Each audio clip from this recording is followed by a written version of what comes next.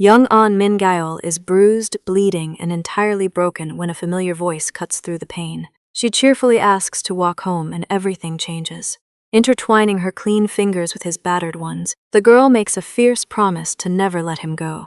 Years later, that dark day is just a memory. Now a 7th grader at Palgok Middle, Min Gaeol casually greets a familiar face in his new classroom. Jua Rin's eyes light up upon realizing they share the same homeroom. Leaning in, she sweetly admits she only applied to this school just to stay near him. After playfully nudging his arm and praising his sharp new uniform, Min Gaeol furiously blushes. He barely manages to stammer out that she looks beautiful too. Rin coyly covers her smile, teasingly asking if he's falling for her. The sudden question nearly gives him a heart attack. "Breathe, buddy," before she laughs it off and bounds away. Left alone at his desk with a racing heart, Min Gaeol watches her go. Rin isn't just his childhood friend. She's the girl he desperately loves, and keeping it a secret is going to be torture. Back in elementary school, he was a total outcast. Everyone turned their backs on him, but young Rin fiercely stood her ground to protect him. Her loyalty saved him. As he watched her effortlessly become class president, his deep admiration blossomed into something much stronger. He makes a quiet vow to confess before high school. When she sweetly invites him out with her friends, his crippling shyness takes over. "Come on, buddy, just say yes." Instead, he blurts out, "But I only really know you," instantly kicking himself as she cheerily drops the subject. Watching her surrounded by giggling classmates, the painful reality sets in. He is a total loner. She shines at the absolute center of attention. How could he ever bridge that gap? Thankfully, fate throws him a lucky break at the bus stop. To his utter shock, Rin is switching her route for a new prep academy. 3 days a week, they'll be riding home together. Settling beside him, she shyly asks, "How do you usually study?" Embarrassed by her own lack of focus, she hides her face. Min Gaeol gently reveals his hidden motivation. He's aiming for a university in Seoul.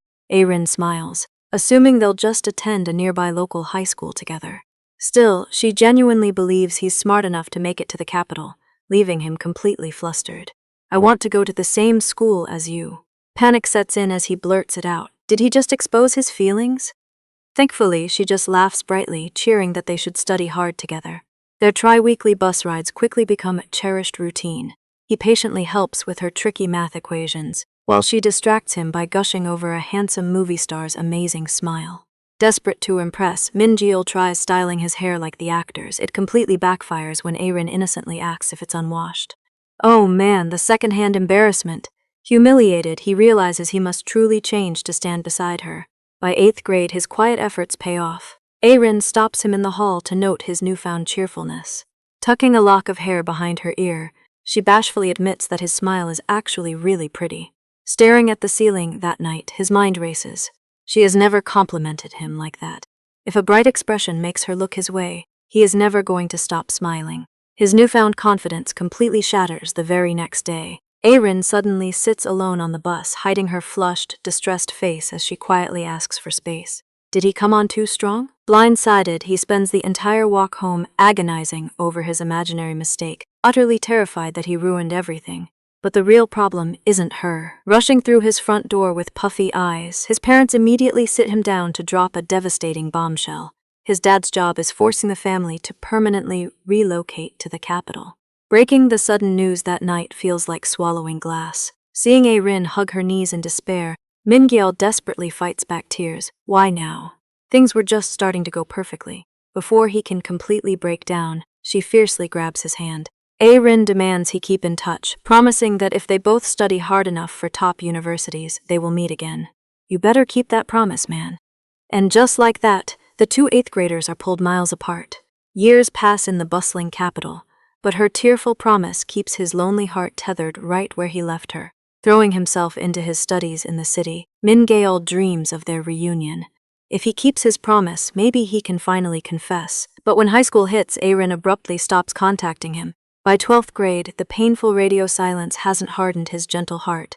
Wandering through his hometown, he marvels at the unchanged bus stop. He even cheerfully pauses his walk to help an elderly woman haul her heavy cart.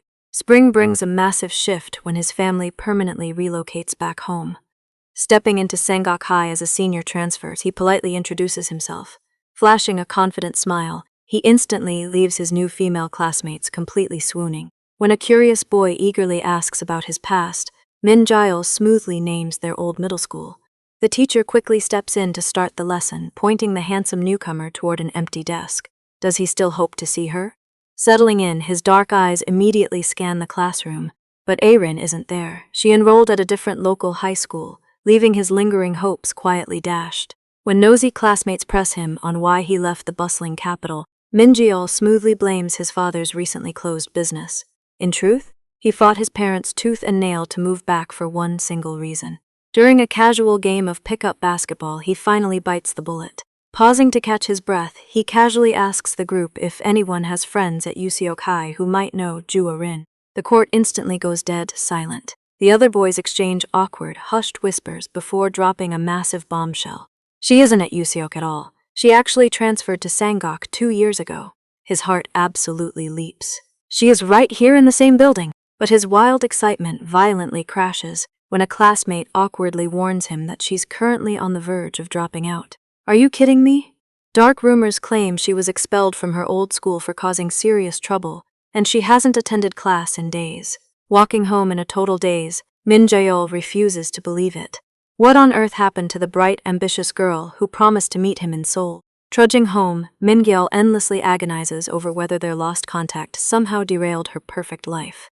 A sudden vicious thud snaps him back to reality. Just ahead, a terrifyingly unhinged girl is aggressively stomping on a school bag while her books scatter across the dusty path.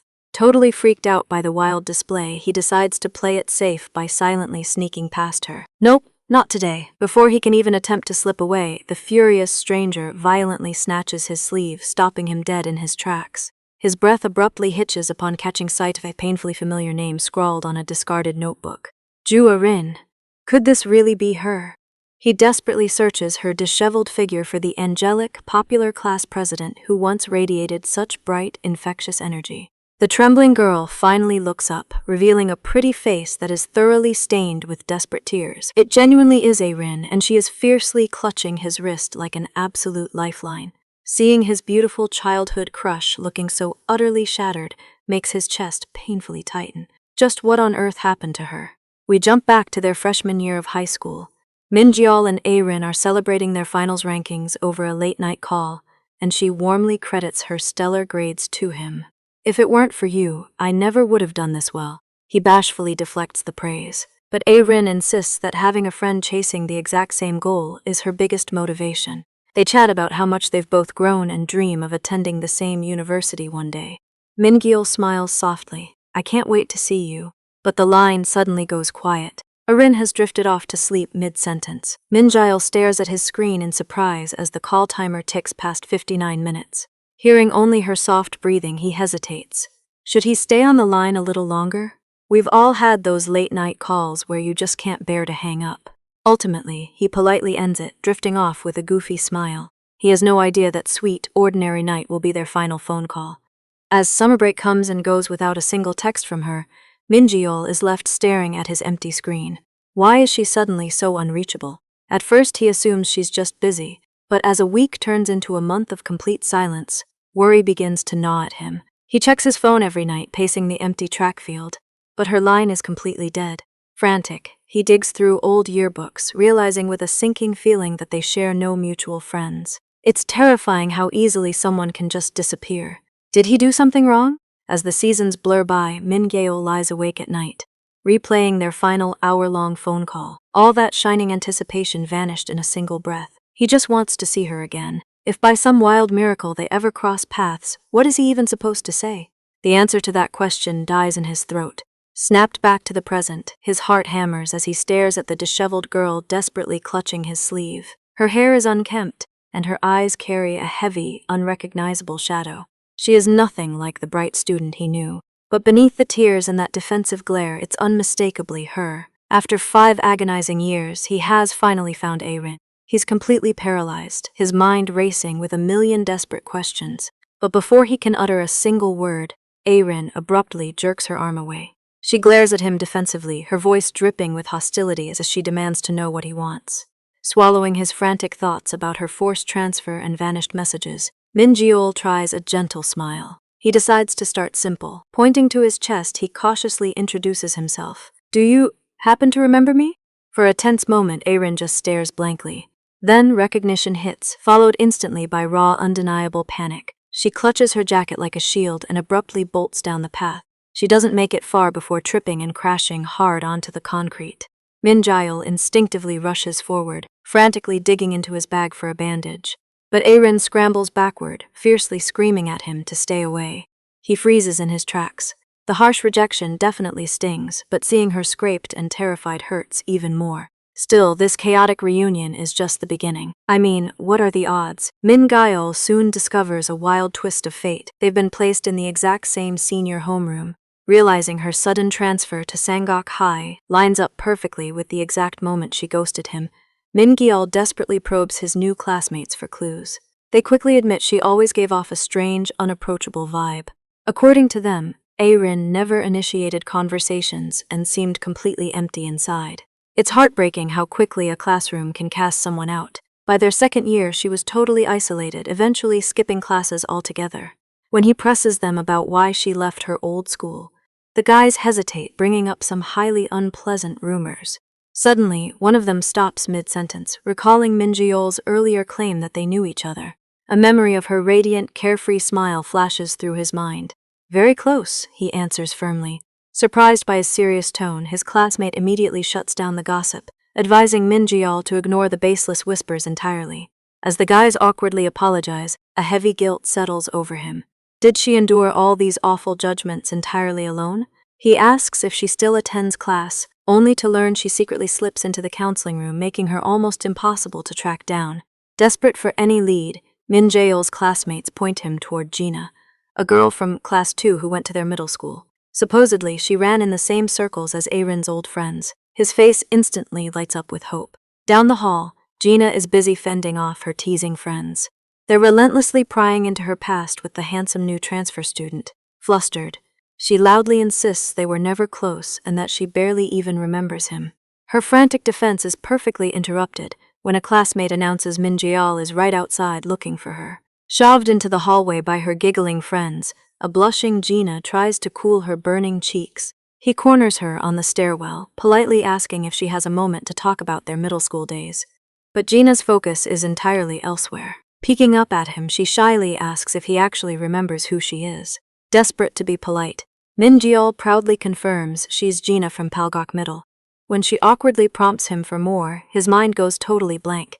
He completely forgot they also went to elementary school together. Talk about a painful start to an interrogation. To her credit, Gina takes the awkward stumble in stride. She figures it makes sense he forgot her, since he was always glued to Aaron's side anyway. Grateful for the easy opening, Min Jae-il quickly steers the conversation back to his childhood friend, admitting he randomly ran into her yesterday. He confesses that the Aaron he saw was completely unrecognizable and desperately begs to know what happened before her forced transfer. Gina's playful demeanor evaporates and she stares him down with a chilling hypothetical. Even if Ju Rin committed a crime. Min Jae-il balks at the absurd question, but Gina isn't joking.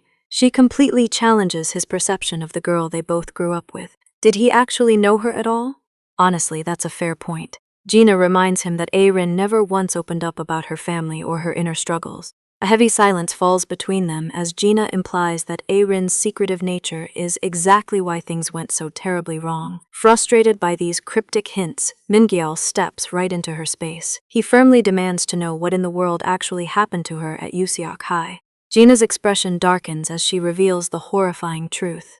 During their freshman year, a student at Useok High took their own life.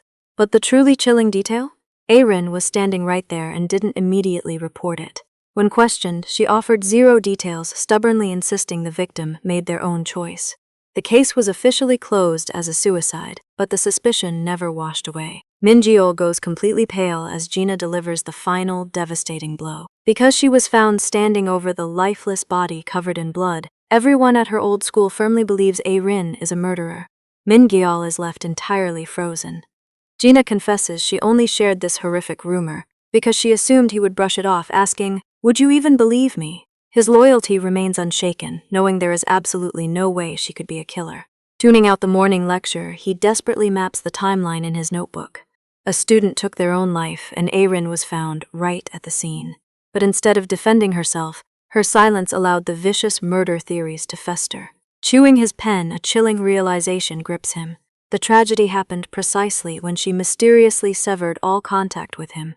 He imagines the agonizing weight she must have carried, enduring high school while everyone whispers that you ended a life would break anyone. She transferred to escape, only to find the same hell waiting here. Yet one piece of the puzzle is missing. Why endure this isolation? If she had simply denied the accusations, the suspicion would have faded, making his eyes widen as a dark possibility clicks. She isn't just hiding from the rumors. As Aaron walks the empty school grounds in heavy isolation, a sudden hostile shout shatters the quiet air behind her. It's Aaron!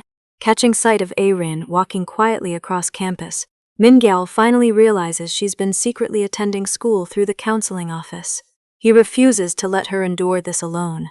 Desperate to reach her, he fakes a severe stomachache to escape his current lecture. Sprinting wildly across the courtyard, he completely ignores the confused stares of his classmates watching from the windows. Panting heavily, he races toward the main road, knowing there's only one realistic route she could have taken. How could he not know exactly what Aaron needs in this terrifying moment? He forces his aching legs to move faster, driven by a dark, familiar pain. He understands her silence because he has lived through that exact same nightmare. A suffocating flood of childhood memories suddenly surfaces, remembering the vicious whispers of his old classmates labeling him a thief. It absolutely breaks my heart watching his younger self isolated by rumors, then being forced by dismissive teachers to tearfully apologize for stolen items he never even touched. But the most agonizing betrayal didn't happen at school. It was lying awake, listening to his own parents cruelly argue over his supposed lying habit, realizing that absolutely no one was on his side.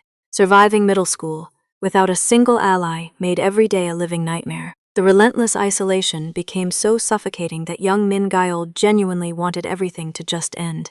Even during something as simple as changing desks, a classmate cruelly whined, "I'm scared Min-gyal will steal something from me." And when the flustered teacher asked for a volunteer to swap places, can you imagine the overwhelming relief he must have felt?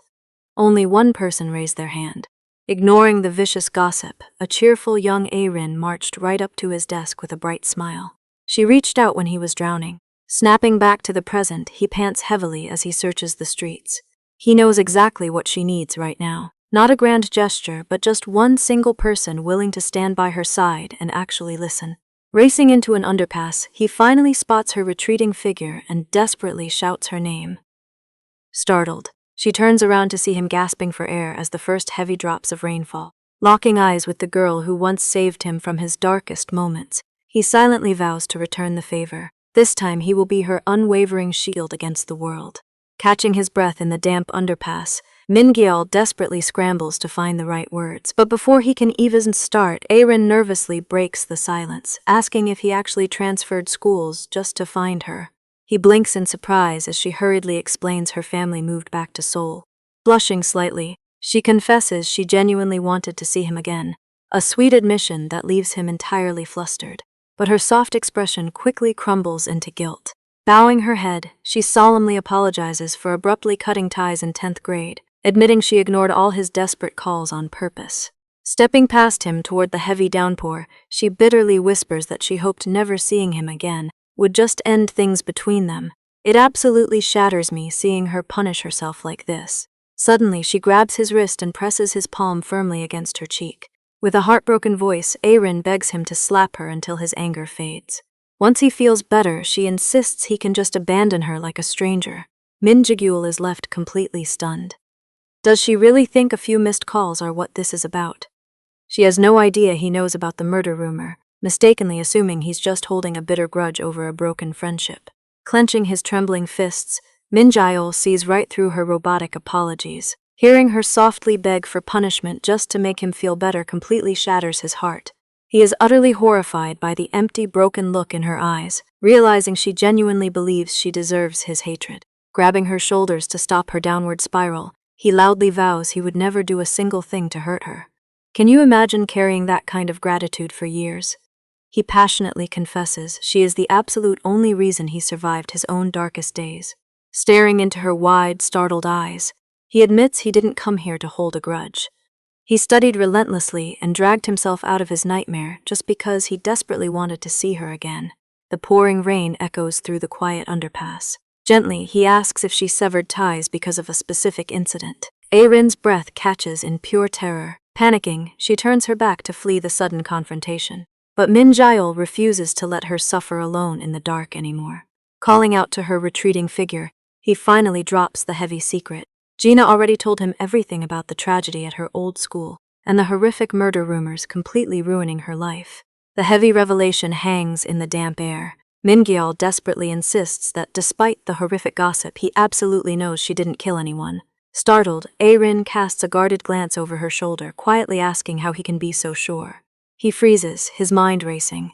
If he admits he just blindly trusts her, would she even believe him? A painful realization sets in. Despite their shared past, they are practically strangers now. Does she feel that exact same heartbreaking distance? But then he remembers the bright, selfless girl who once reached out and saved him. Taking a deep breath, he stares at her with unwavering conviction. She isn't a monster, and he passionately begs her to just confirm it. Instead of answering, hot tears spill from Erin's eyes. Completely overwhelmed by his blind faith, she abruptly turns and flees into the downpour. Min-gyeol is left entirely alone, his heart sinking as her frantic footsteps fade. Slumping against the cold concrete, he furiously grabs his hair in frustration. Did he just ruin everything by pushing too hard?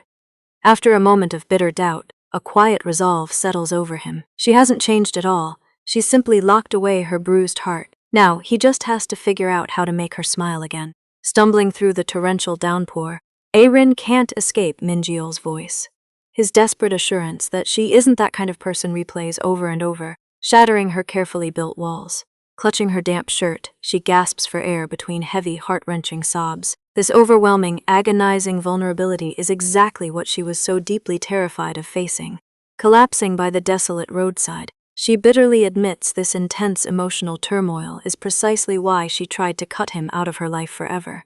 Now that he's broken through, what is she supposed to do? Back at school, a dripping wet Min Jaeol endures a stern lecture in the teacher's office.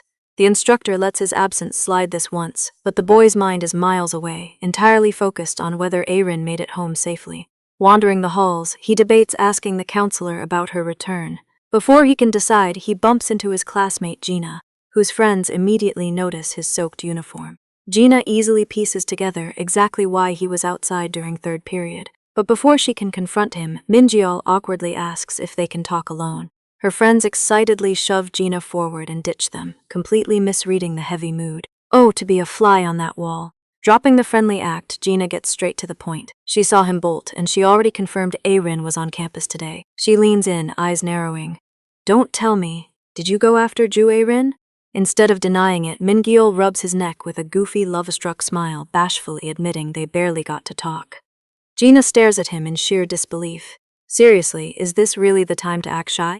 Hey, get a grip! Gina grabs his lapels, aggressively lecturing him about risking his college admissions for a girl. But her warnings completely bounce off him. Min-gyeol is too busy stressing over how Erin is going to maintain her GPA if she keeps skipping class.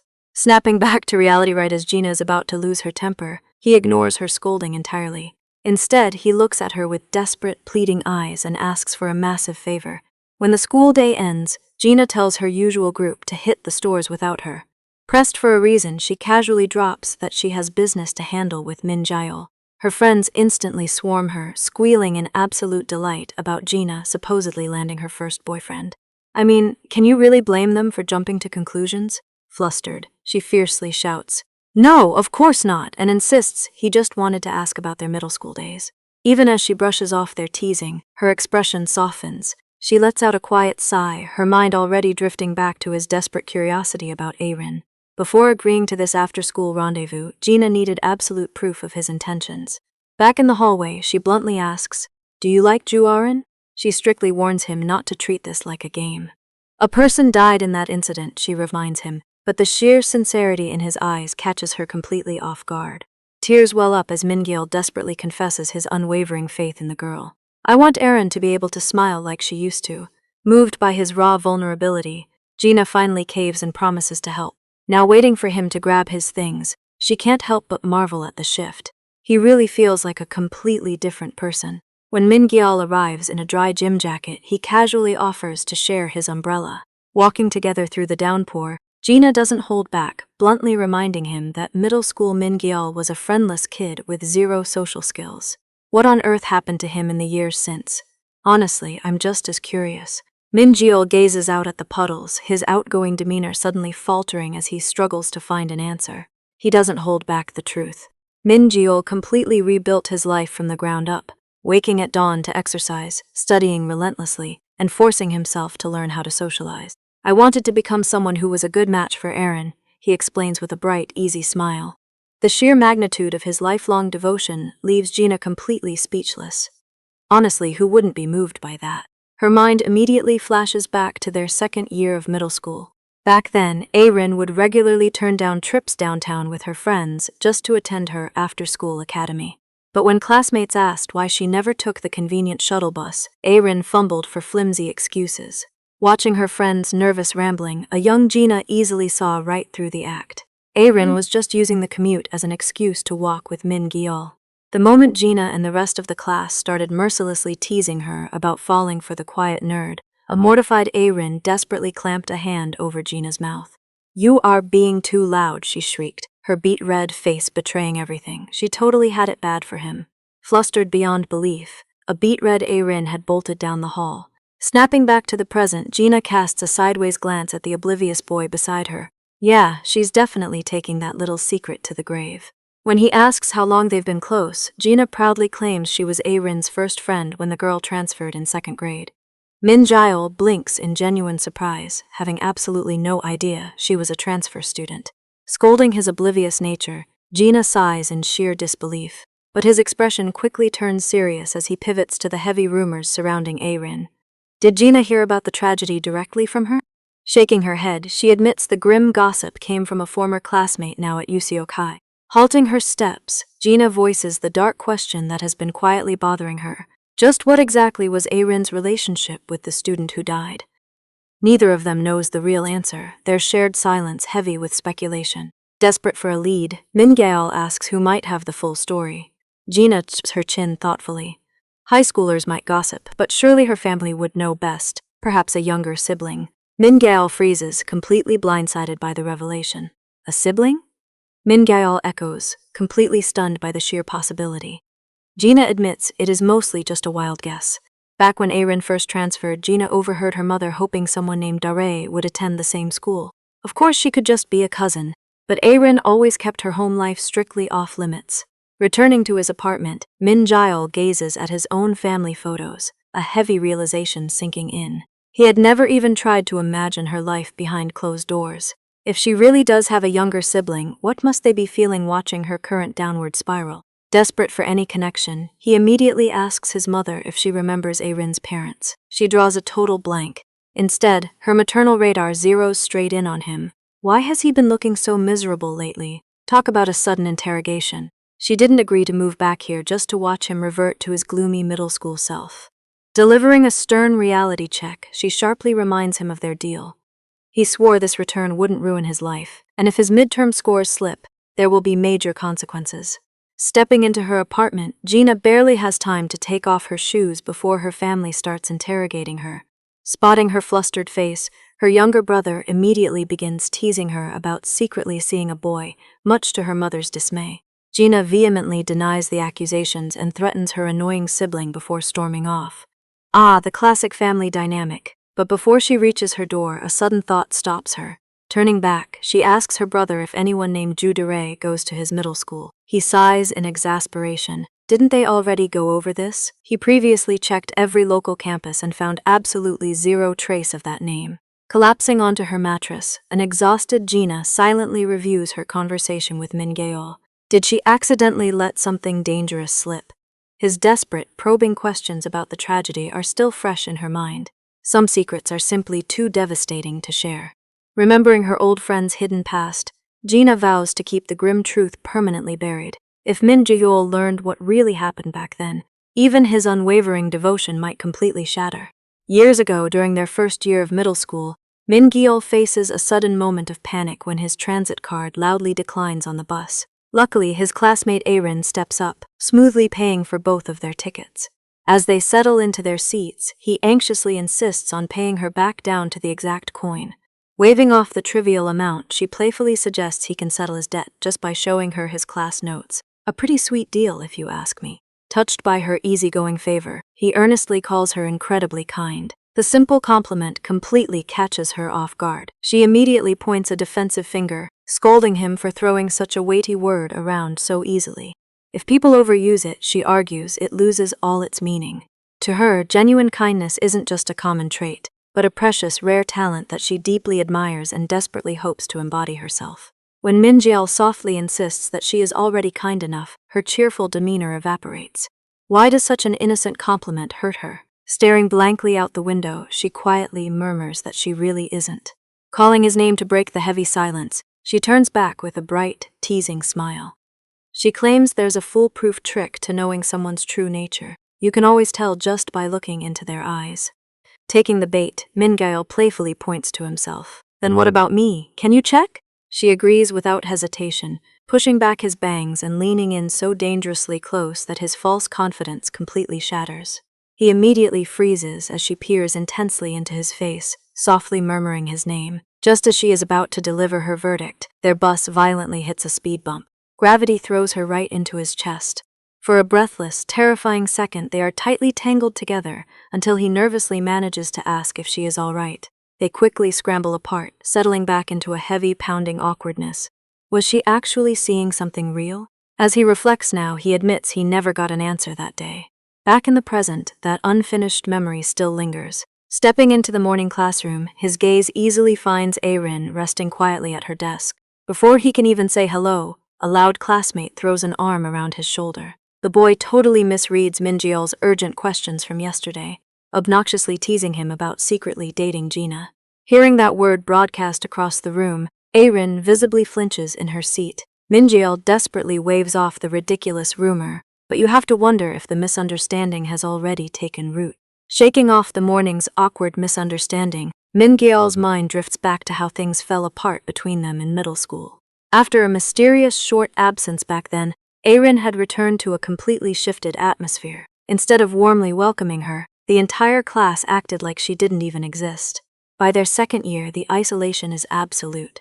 She spends her days quietly buried in her arms. Refusing to play along with the cruel, silent treatment, Minjiol marches right up to her desk in front of the whispering crowd just to say hello. When he softly asks if she got in okay that day, Erin looks up with absolute panic in her eyes. The quiet classroom watches as she violently flinches, shoves her chair back and sprints out the door without a single word.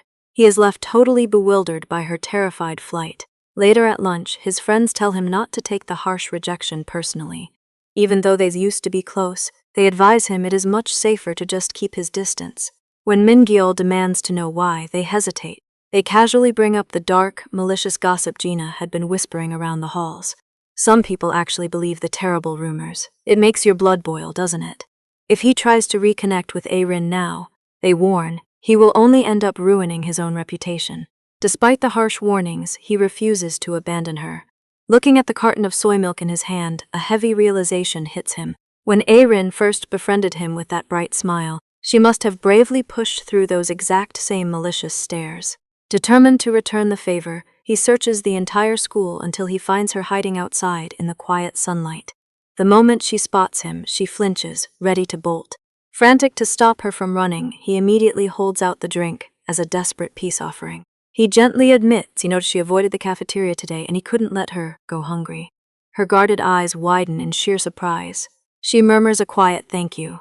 The delicate vulnerability makes his face flush.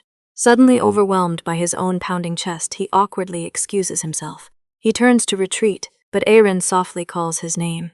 Staring nervously at her shoes, she quietly mentions that there is still plenty of time left before lunch ends.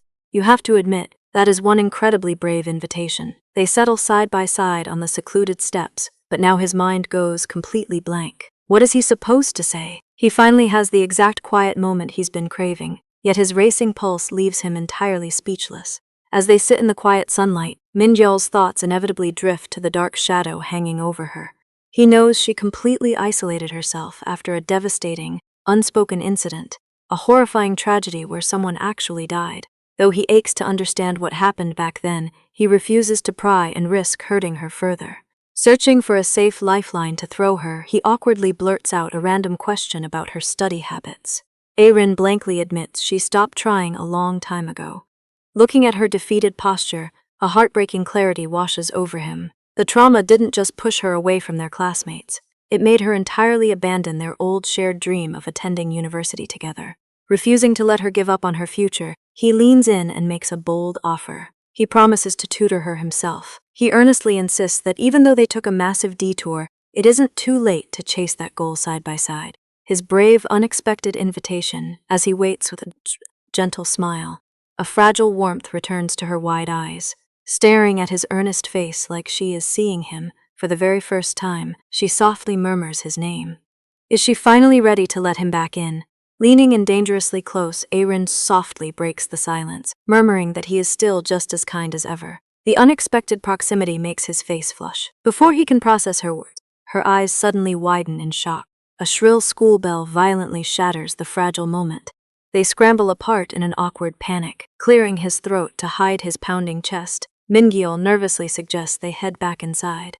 He stops and turns back when he realizes she isn't following. Staring blankly out over the railing, Erin quietly claims she needs to use the restroom first, entirely refusing to meet his concerned gaze. Walking back to class alone, he helplessly replays her gentle whisper. A heavy sigh escapes him as he admits he never gave her a real answer. It isn't just simple kindness driving him. The undeniable truth is he just genuinely likes her. Outside, Erin remains perfectly still on the secluded steps. Tipping her head back against the bright sunlight, she fiercely scolds herself for getting swept up in his warm invitation. A crushing wave of self-hatred washes over her defeated posture. She quietly tells herself she doesn't deserve his comforting presence or any future at all. The dark secret chaining her to this isolation, she firmly believes she is a murderer. On her morning commute, Gina spots Min Gyaol on the same route. Her mind immediately starts racing. Should she catch up to him? We've all overthought a simple hello before. She agonizes over whether they're even close enough for a casual greeting. Spotting a red traffic light ahead, Gina seizes the opportunity. It's the perfect trap to naturally bump into him. She frantically brainstorms conversation starters about their upcoming midterms. When she finally sidles up beside him, all her prepared lines evaporate. Mingyul doesn't even register her presence. He is completely transfixed. What on earth is he staring at? Following his gaze, Gina spots Erin quietly walking past them. Realizing exactly who has captured his full attention, Gina smirks. She leans in and playfully asks if he likes Erin much. Mingyul nearly jumps out of his skin. Busted! Back in the classroom, the frantic shuffle for midterm seating begins. Mingyul drags his desk, dramatically accepting his academic doom. Meanwhile, Erin sits frozen in her chair. She feels so incredibly anxious she might actually be sick. Mingyul isn't worried about the test at all. He just steals a gentle glance her way. Even if she hasn't given him an answer yet, seeing her show up today is a total victory. He finally feels just a fraction closer to Erin. Unfortunately, there's still a massive physical distance between them. Because he transferred mid-semester, his attendance number leaves him stranded at the very back of the room. As the silent classroom settles, Mingyul slips into a fond middle school memory. Back then, their alphabetical roster numbers placed them right next to each other. Erin would playfully lean across the aisle to suggest inventing secret hand signals. She was such a tease. Despite her little jokes, she took her grades incredibly seriously.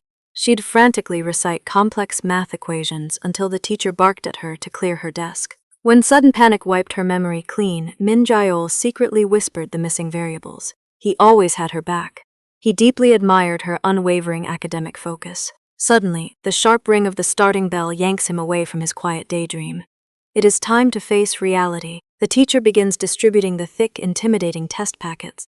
Between abruptly transferring schools and navigating his tangled feelings, Mingyul hasn't prepared for this at all. The Korean language questions look completely impossible, but his own falling grades hardly matter today. Will Erin be able to get through this exam? A few rows away, she sits completely paralyzed. Erin stares at the blank answer sheet, trapped in her own heavy nostalgia. We all have those memories we cling to. When she was younger, carefully filling in these tiny bubbles felt like illuminating a brilliant path to her future. Every solved problem was a glowing lantern. Ever since that mysterious incident, Erin's mind simply shuts down under academic pressure. Sitting frozen at her desk, she can't process a single thought. Every frantic attempt to solve a problem just hits a solid wall. The answers flatly refuse to come. She visualizes her once bright future as a beautiful string of glowing lanterns that suddenly blew out. Trapped inside that pitch-black void, she lost all sense of direction. She couldn't take a single step forward, so she just gave up. She decided that if she stayed perfectly still, she wouldn't have to face a terrifying future or hate herself for failing. It felt so much safer hiding in the dark. Or at least, that's what she told herself. Then Min-gail's warm voice gently echoes in her memory, offering to study together again. In her endless darkness, he is reaching out a sudden lifeline. Could his hand actually pull her into the light? The brutal exam period finally ends. A classmate cheerfully reads off the correct answers, and Min-gail instantly realizes his test score is a complete disaster. He is absolutely screwed. Well, I guess we all saw that coming. But his academic ruin isn't his main concern today. He really wants to check on Erin before she heads home. Stepping through the front school gates, his face instantly brightens. She is quietly waiting for him by the pillar. Seeing her standing by the school gates, Min-gail is genuinely stunned. When she shyly admits she stuck around for him, his heart skips a beat. Did she actually wait for him? He practically has to knock some sense into his own head so he doesn't get ahead of himself. Mustering up his courage, he softly asks if she wants to walk home together. Erin gives a quiet nod. As they stroll side by side down the busy street, an awkward silence settles between them. Desperate for a conversation starter, Min-gail asks how her exam went. Her gloomy response instantly triggers his panic, realizing he brought up the absolute worst topic. We've all put our foot in our mouth before. Backpedaling quickly, he gently brings up his previous offer to tutor her. Erin stops walking. Instead of answering his question, she looks down at the pavement and confesses that she is truly terrified. What is she so afraid of? With trembling honesty, she admits she is scared of opening up, sharing her dark secrets, and becoming completely dependent on his warmth. Min-gail's eyes soften. Leaning closer, he promises her that it is perfectly okay to rely on him. She looks up at him with desperate vulnerability. If she finally reveals everything, will he still treat her this kindly? Without a single ounce of hesitation, he promises that he always will. Leaning her fragile frame against his chest, Erin decides to test his unwavering promise. What if she had committed a truly terrible act? With a heavy breath, she whispers her darkest secret. What if she was a murderer? The sheer gravity of her confession leaves Min-gail frozen in shock. Feeling his chest suddenly stiffen, Erin flinches and pulls away.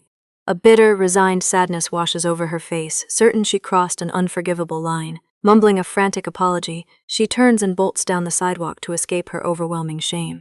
Blind panic surges through him. He screams her name, but she is already sprinting wildly into the crosswalk. Did she even check the red traffic light? A blaring horn suddenly pierces the air as a speeding car bears down on her paralyzed figure. Desperate, he violently yanks her backward just a fraction of a second before the massive vehicle rushes past. Collapsing onto the safe pavement together, he pulls her into a tight, protective embrace. His heart hammering wildly in his throat, he frantically checks if she is hurt. She shivers helplessly against his chest, entirely overwhelmed by the terrifying near miss. When she finally looks up with heavy tears streaming down her flushed cheeks, a profound certainty settles over Min-gail. Holding this sobbing girl close, he knows she could never be a killer. He tightens his protective grip around her trembling shoulders, gently asking if she is hurt, but Erin only weeps harder. Mumbling a broken apology, she insists it is best they stay far away from each other. Seeing her utter despair, Min-gail's resolve completely hardens. He absolutely refuses to let her suffer alone. Gripping her cold hand firmly on the pavement, he tells her to just rely on him. He promises that even if she actually committed an unforgivable crime, he will gladly become her willing accomplice. Pulling her fragile frame tightly against his chest, his eyes burn with fierce devotion. He swears to carry her darkest secrets to the grave. He will never abandon her. Even if choosing Erin makes the entire world turn its back on him, he is staying right here. The late afternoon sun casts long, heavy shadows across the empty school courtyard as Gina catches sight of Min-gail walking ahead. Assuming he is just heading home for the day, she genuinely considers closing the distance between them. A simple hello wouldn't hurt. Her cheerful greeting dies in her throat, forcing her to instinctively duck behind a concrete pillar to hide. He definitely isn't walking home alone today. Erin is lingering right there beside him in the fading light. Overhearing some classmates mock Min-gail for targeting a mentally fragile outcast, Gina fiercely bites her lip. The cruel boys even laugh that he might be the next one to die. Seriously, high schoolers can be absolute monsters. She knows that staying anywhere near Arin will only drag him down into ruin, but the vivid image of Min Jaeol's tearful face still haunts her memory. He had cried so openly, begging for nothing more than to see Arin smile like she used to. Gina sighs deeply. It is absolutely pointless to demand that someone so hopelessly devoted just walk away. Restless in her room later that night, she wrestles with the heavy reality of his stubborn loyalty, wondering if he truly believes Arin is perfectly innocent. Collapsing back onto her mattress, a much darker thought creeps into her anxious mind. What happens when he finally uncovers her hidden secrets? Will that terrible truth force him away? He is completely blind to the very real danger wrapping around him, so someone has to step up and shatter this fragile illusion before he is destroyed. Elsewhere in the quiet night, a glowing screen reveals a casual text checking in. A dangerous misunderstanding is quietly taking root. Sitting alone at his desk, Min Jaeol stubbornly glues his eyes to his phone, desperately willing Arin to reply. When a sudden notification finally shatters the quiet, he dives for the device in a hopeful heartbeat. But it's just a useless promotional ad, leaving him to collapse with a heavy, disappointed sigh. His restless mind drifts back to the gentle warmth of their recent walks home together. Trying his absolute hardest to sound casual, he had boldly asked, "Is your number still the same?" Arin had frozen mid-step, her dark eyes wide with quiet, guarded hesitation. But she eventually typed the digits in, handing his device back with a soft nod. Barely hiding his massive inner victory, Min Jaeol eagerly reminded her to reach out any time. Catching his gaze, she shyly asked if they could start their tutoring sessions after school. Honestly, how could he ever say no? He had spent the rest of that evening completely buzzing with energy, meticulously mapping out a customized math curriculum specifically tailored to her needs. Back in the present, his phone suddenly vibrates again. Expecting Arin, he snatches it up, only to stare at the glowing screen in utter confusion. The unexpected text completely derails his night, leading him straight to a neighborhood restaurant. Pushing through the doors, he finds his parents already settled in a booth. They are casually sharing a large pot of hot stew, acting as if they haven't just flipped his entire schedule upside down. Storming right over to their table, Min Jaeol fiercely demands to know about this sudden after-school academy. His mother doesn't even blink at his outburst. "Didn't I say I wouldn't just let it slide if there was a problem with your midterm grades?" she calmly reminds him. "There goes his perfect tutoring plan. Your midterm scores dropped way too much this time," his mother points out, unfazed by his panic. She calmly announces that she already completed his enrollment consultation today. He starts tomorrow afternoon. Desperate, Min Jaeol frantically protests that he has urgent plans after classes. His father just tells him to listen to his mother while praising the restaurant's stew. Defeated, the teen stares into space. He had finally managed to make a real promise to Arin, and now it's ruined. Later that night, he faceplants onto his bed in the dark, grumbling that his grades barely even slipped. Just as the depressing reality sets in, a sudden flash of light illuminates his pillow. He shoots up and grabs the device, his eyes widening at the lock screen. It's an apology from Arin. She admits she crashed the moment she got home and checks to see if he made it back safely. Min Jaeol bolts completely upright, his face burning bright red as his heart hammers against his ribs. How can she be so cute? Honestly, it's a miracle the guy remembers how to breathe. But the giddy high quickly fades into anxious hesitation. Should he bring up the forced academy classes right now? If he drops that heavy news, she might feel guilty and insist they cancel their tutoring sessions altogether. Explaining the whole messy situation over text feels impossible, leaving him staring helplessly at the glowing chat box. Across town, Arin blinks tiredly at a sudden message asking if she can talk. When she answers his call, a nervous Min Jaeol carefully asks if he woke her up. She quietly admits she was planning to go right back to sleep, dryly adding that she is better at passing out than anyone else. Hearing that familiar deadpan tone, a soft chuckle finally escapes his lips. Mustering his courage, Min Jaeol carefully asks if they can move their tutoring schedule, finally confessing that an unexpected evening academy will eat up his after-school hours. When Arin hesitates about meeting before homeroom, he completely scrambles for a backup plan. The heavy tension breaks when Arin quietly admits she is actually free on weekends. Min Jaeol bolts up, throwing a fist in the air as he eagerly agrees to the shift. What started as an absolute disaster just miraculously turned into the perfect excuse for weekend dates. Settling back into his pillows with a goofy grin, he promises to coordinate later. But before hanging up, she dryly asks if that schedule change was his only reason for calling. Staring at the disconnected screen, he instantly worries he overstepped by being so clingy. Yet the lingering memory of her gentle voice quickly melts away that creeping anxiety.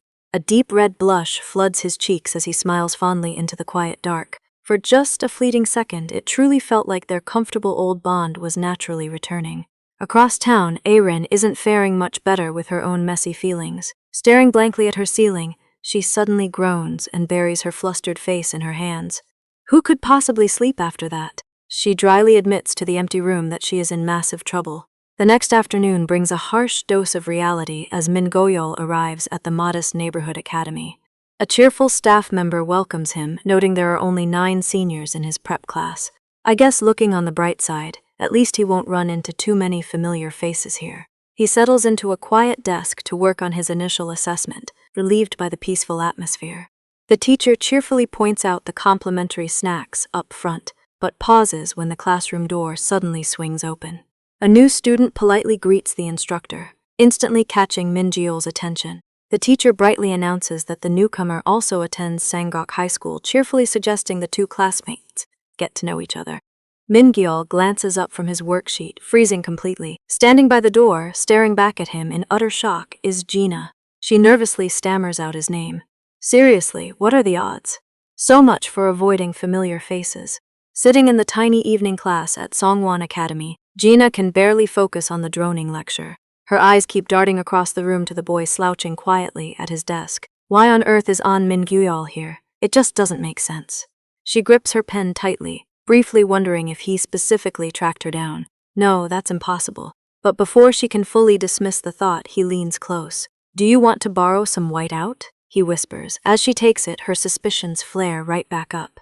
Staring at the plastic tape, she remembers the distant boy he used to be. Back in elementary school, he wasn't exactly known for this kind of unprompted kindness.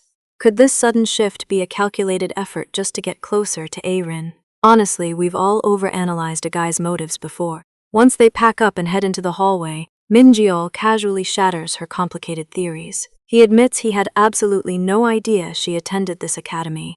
His parents simply picked the place, and just like her, he only started coming recently. Out on the nighttime street, he cheerfully suggests they stick together since neither has established a group yet. I was worried I wouldn't have any close friends at the academy, he smiles warmly. Hearing him use that label leaves her completely flustered. Waiting at the transit station, Gina decides to probe a little deeper into the mystery. She points out a glaring contradiction in his laid-back story. Her friends already told her he was at the top of his school back in Seoul. What is he really doing here? Min Jae-gul tries to defend his sudden academy enrollment, claiming his grades genuinely slipped because his recent school transfer was just too chaotic. Naturally, Gina finds it incredibly annoying to hear a top-tier student complain about his flawless scores dropping. But Gina already has a solid guess about what is really causing that chaos. Leaning back against the transit station glass, she casually mentioned seeing him walk Erin home the other day, asking how the other girl is holding up. The transformation is instantaneous. Recalling a text message, Min Jeol completely lights up like a lovesick puppy, a goofy smile spreading across his face. Gina just stares in disbelief. This giddy teenager is completely unrecognizable from the aloof classmate she remembers. Mindful of the incredibly nasty rumors currently floating around the student body, Gina decides to carefully test his loyalties. She leans in with a sly look and hits him with a classic hypothetical. What would he do if Ju Erin confessed to him first? The poor guy immediately turns bright red, stammering in a total panic as he shyly admits he'd go along with whatever Erin wanted. It is painfully obvious to anyone with eyes that he simply yearns to stay by her side. Before he can sink deeper into his romantic daydream, Gina sharply cuts him off, her tone dropping to a dead serious whisper. What if Erin didn't confess her love, but confessed to a murder? He recoils in absolute confusion. Frustrated, Gina openly questions why he is so blindly devoted to a girl surrounded by dark whispers. But Min Gyal instantly defends her, seeing not a criminal but a fragile girl backed into a mental corner who desperately needs a shoulder. Gina refuses to back down from her cynical assessment. She bluntly warns him that playing the devoted savior while Erin is mentally cornered might just turn into a massive emotional burden for the troubled girl. Visibly annoyed, Min Gyal shoots back, demanding to know if he should just abandon her like everyone else does. He firmly calls out her harsh hypothetical. Her entire line of questioning already assumes the absolute worst. Why is it so incredibly impossible to consider that Aaron might actually be innocent? The tension between them immediately ratchets up. Gina desperately demands to know why he blindly ignores the dark whispers when every other student is already pointing fingers. But Min-jeol doesn't flinch. Gripping his jacket, he quietly reminds her that she didn't witness the incident either. Honestly, that is a perfectly fair point. That sharp retort instantly deflates the escalating argument. An uncomfortable silence settles over the transit bench as Gina shrinks back, realizing she let her own ugly biases take over. They both awkwardly mumble their apologies to each other, though Min-jeol clearly remains deeply on edge. Deciding to lay all her cards on the table, Gina finally reveals the chilling gossip she heard from Aaron's former classmates. Right before the tragic accident, Aaron supposedly had a massive explosive fight with the victim.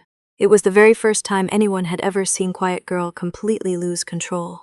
Min-jeol's face falls as he carefully puts the grim timeline together. The boy died less than 24 hours after that terrifying screaming match.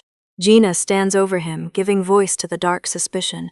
Even if she didn't strike the fatal blow herself, could Aaron be deeply involved in his murder? Gina decides to leave him with one final piece of highly practical advice. Stepping onto her bus, she bluntly warns him to focus on fixing his slipping senior year grades instead of chasing such a complicated romance.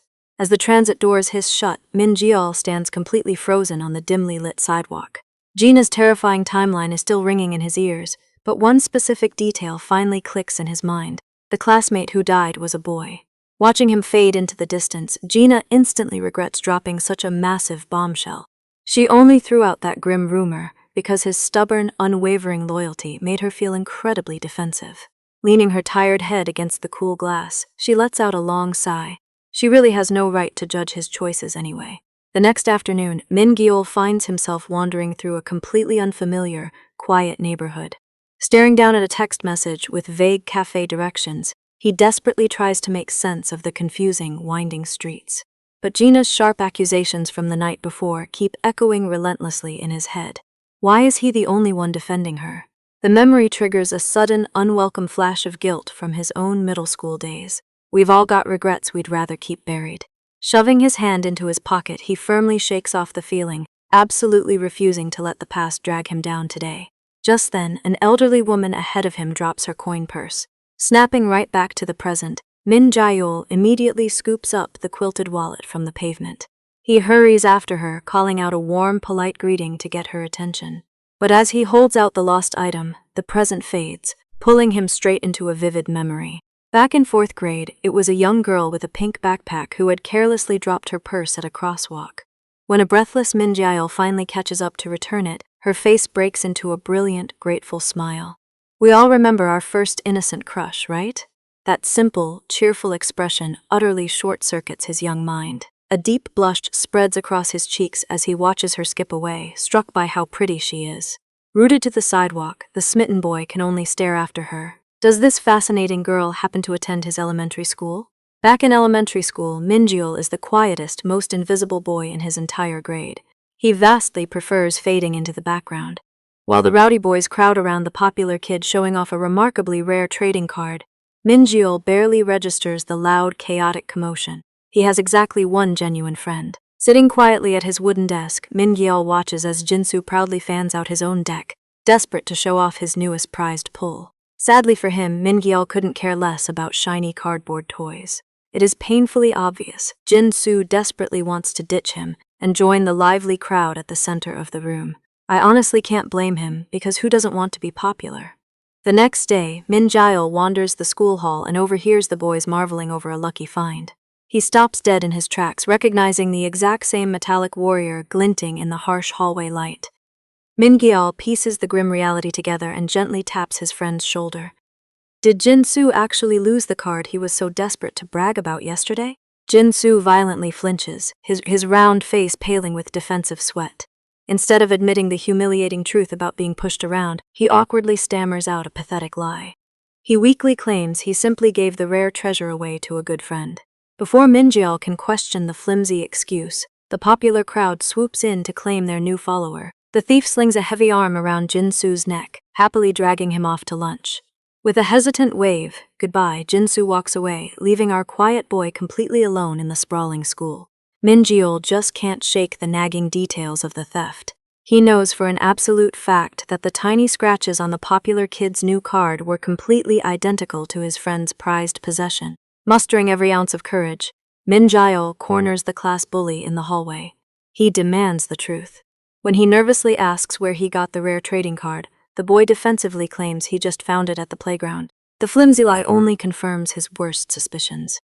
Min Jiol anxiously stammers out his theory about the matching scratches. "You want to die?" the bully roars, his face twisting in violent rage. "I asked if you're accusing me, you bastard," he screams, grabbing Min Jiol's collar. As a panicked crowd of classmates screams for a teacher, the bully lifts our quiet hero completely off his feet, ruthlessly choking the breath from his lungs. Suddenly, young Arin shoves her way into the fray, bravely grabbing the attacker's arm.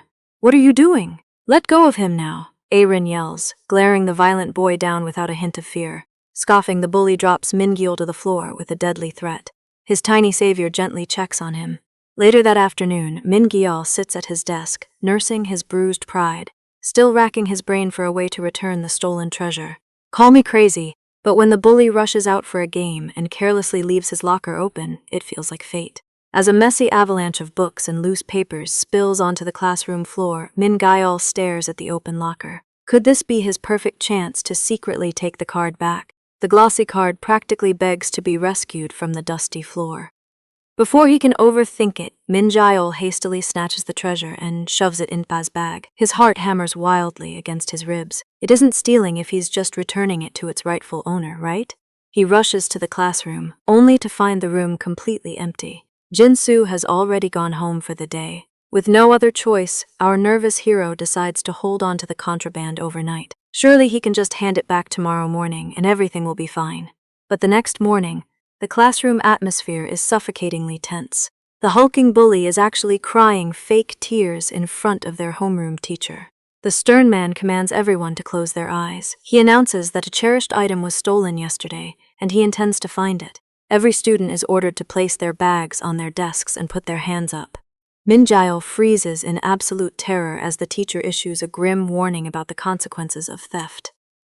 I swear, it's like the universe wants him to suffer. The suspicious teacher heads straight for his desk. It only takes seconds for the man to pull the shiny card right out of the dark backpack. "What is this?" he demands. A chorus of nasty whispers instantly erupts around the room. Trembling under the harsh spotlight, Min Jiol desperately stammers that he didn't steal it. He frantically tries to explain the entire situation. He tells the teacher the card originally belonged to Jinsu before the bully took it by force. The teacher turns to the sweating boy for confirmation, but Jinsu refuses to meet his gaze. With one quiet word, he denies everything. To save his own skin, Jinsu doubles down on his pathetic lie. He calmly tells the teacher he gifted the rare card to the bully, suggesting Min Jiol was just jealous and wanted it for himself. Our quiet hero is ordered to stay behind for punishment. From that day on, a special kind of hell begins. How much more can one kid take? The popular kids ruthlessly torment him between classes.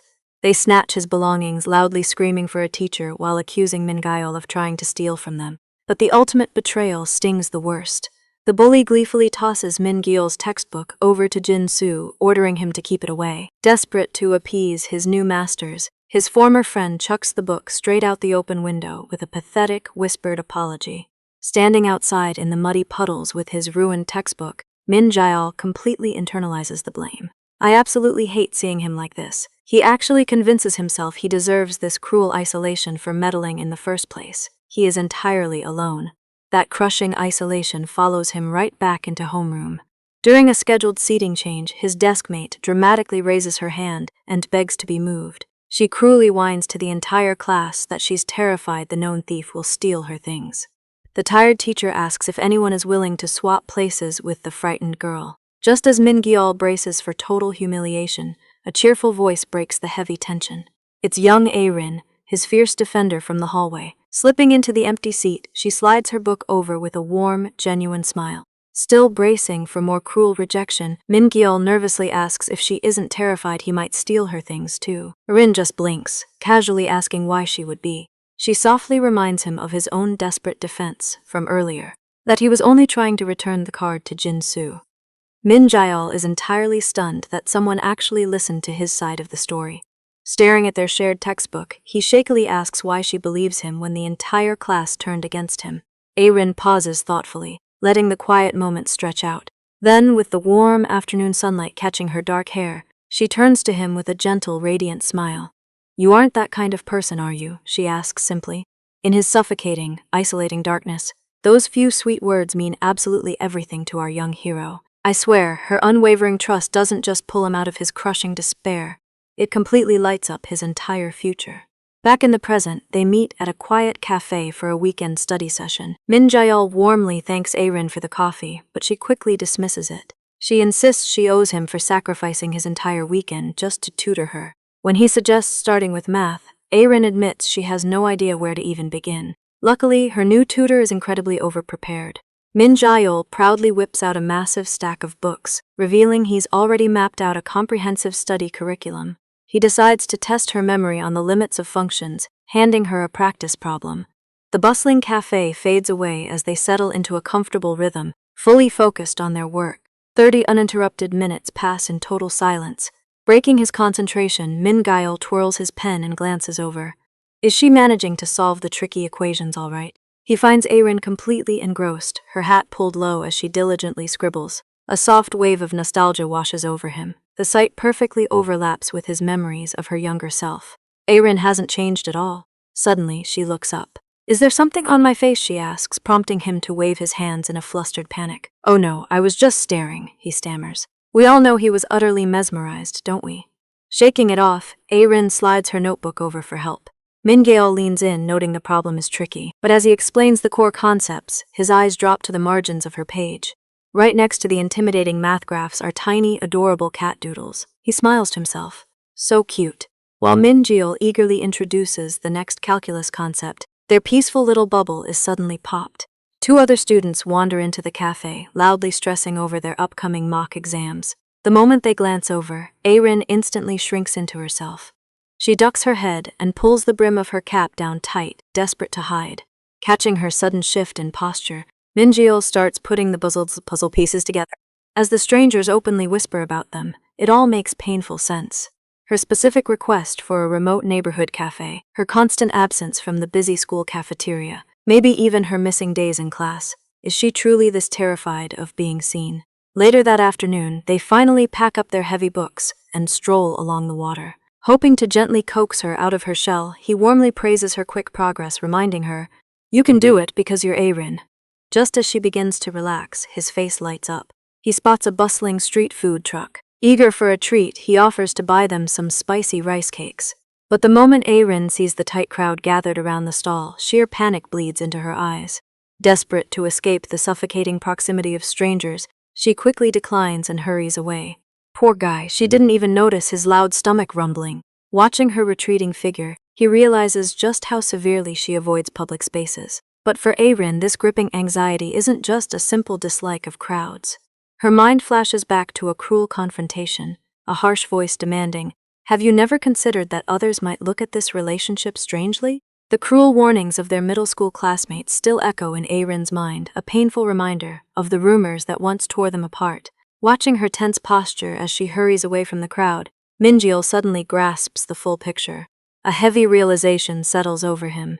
Is she deliberately avoiding bustling places just to protect him? Does she honestly believe he'll be ostracized again if people see them together? His chest aches at the thought. He wants nothing more than to reassure her she doesn't need to hide on his account. But before he can find the right words, Arin suddenly stops in her tracks. Her wide eyes lock onto an empty swing set at a quiet neighborhood park. When he gently asks if she wants to ride, her cheeks immediately flood with a deep shade of pink. She doesn't say yes, but her embarrassed silence is answer enough. I guess some things really never change. Amused by her transparent hesitation, he guides her over and offers to push. But the moment she sits down, her deep-seated social fears resurface. She shrinks back, anxiously stammering that people might stare. Min Jae-ol simply flashes a warm, reassuring smile. It's okay, no one will care. Gripping the chains, he gives her a gentle, steady push. As Arin glides higher into the air, the cool autumn breeze rushes past her face, sweeping away the crushing weight of her lingering worries. The world around her blurs into a refreshing haze. Finally letting her guard down, she pulls her cap low to hide a small, genuinely content smile. Watching her relax, Min Jaeol's own heart takes flight. I'll push a bit harder, he cheers, completely captivated. Pushed higher into the golden afternoon air, Arin closes her eyes and fully embraces the rushing wind. For a fleeting moment, it feels like she's finally flying free. But their carefree joy is abruptly cut short. Realizing too late that he put way too much muscle into that last swing, Min Gyeol watches in horror as her grip slips. With a painful thud, Arin tumbles right out of the seat and crashes into the dirt. He quickly rushes to her side and helps her over to a nearby planter. As she admits her ankle is stinging, Min Gyeol instantly deflates, crumbling under a heavy wave of guilt. He ruined her perfect moment. But Arin softly reassures him she's perfectly fine. It was fun, she adds, offering him a sweet, unshielded smile. His breath catches in his throat. It's the first time he's seen her look so genuinely happy since they reunited. Mesmerized, a soft, satisfied grin spreads across his own face. Suddenly snapping back to reality, his conscience practically slaps him across the face. How can he sit there grinning like a fool when she's hurt? Leaping up, he urgently announces he's going to scour the neighborhood for a pharmacy and some painkillers. But before he can sprint off, a small hand gently tugs at his shirt. Since it's okay, can't you just stay here with me? She pleads. Arin asks the one question he has absolutely no defense against. I mean, who could possibly say no to that face? Instantly blushing straight to the tips of his ears, Min Gyeol wordlessly reclaims his seat. As an embarrassed silence stretches out under the autumn trees, Arin finally realizes how bold she sounded. Thoroughly flustered, she scrambles to her feet. Suddenly claiming her ankle feels miraculously better. Eager to prove her miraculous recovery, Arin confidently marches forward only to instantly stumble and collapse right back onto the pavement. I told you not to overdo it, Min Gyeol sighs, rushing over in a panic as she rubs her freshly bruised ankle. The autumn evening is already growing dark. Knowing she must be hungry by now, he gazes down at her helpless silhouette and heavily debates their limited options. Finally making up his mind, he steps closer and softly calls her name. Crouching down on the path, he offers her a piggyback ride. Arin just stares at him in stunned silence. Blushing furiously under her gaze, Min Gyeol stubbornly refuses to withdraw the offer. It'll get cold if we stay any longer, he insists, completely determined to carry her safely home. Back in 5th grade, Min Gyeol gets an unexpected front row seat to the most important conversation of his young life. While cleaning the classroom windows, he overhears Arin's friends grilling her about her ideal type. Naturally, he freezes, suddenly terrified to breathe too loudly. When they press her to name an actual boy at school, Min Jaeol's heart hammers against his ribs. His hands wring the cleaning rag tight as he braces for her answer. But then she flashes a bright smile and confesses she doesn't like anyone yet. The sheer wave of relief that washes over him is adorable. Arin admits she wants a guy who is reliable and strong, someone cool she can lean on in a crisis. The words hit him hard. He immediately glances at his own reflection in the glass, staring at his scrawny, stick-thin arms in pure dismay. He is definitely not anyone's knight in shining armor. Determined to bulk up immediately, he throws himself into a grueling bedroom workout routine. Unfortunately, his grand transformation ends after a pathetic 2 push-ups. Lying in bed that night, the harsh reality sinks in. He's tiny, he's weak, and he's absolutely doomed. To make matters worse, gym class provides the perfect stage for his humiliation.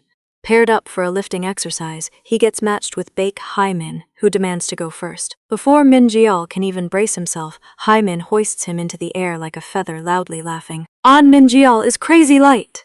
Flailing helplessly upside down, Min Gyeol begs to be put down. The final nail in the coffin? He catches Arin watching from the sidelines, looking genuinely impressed as she whispers about how strong Haimin is.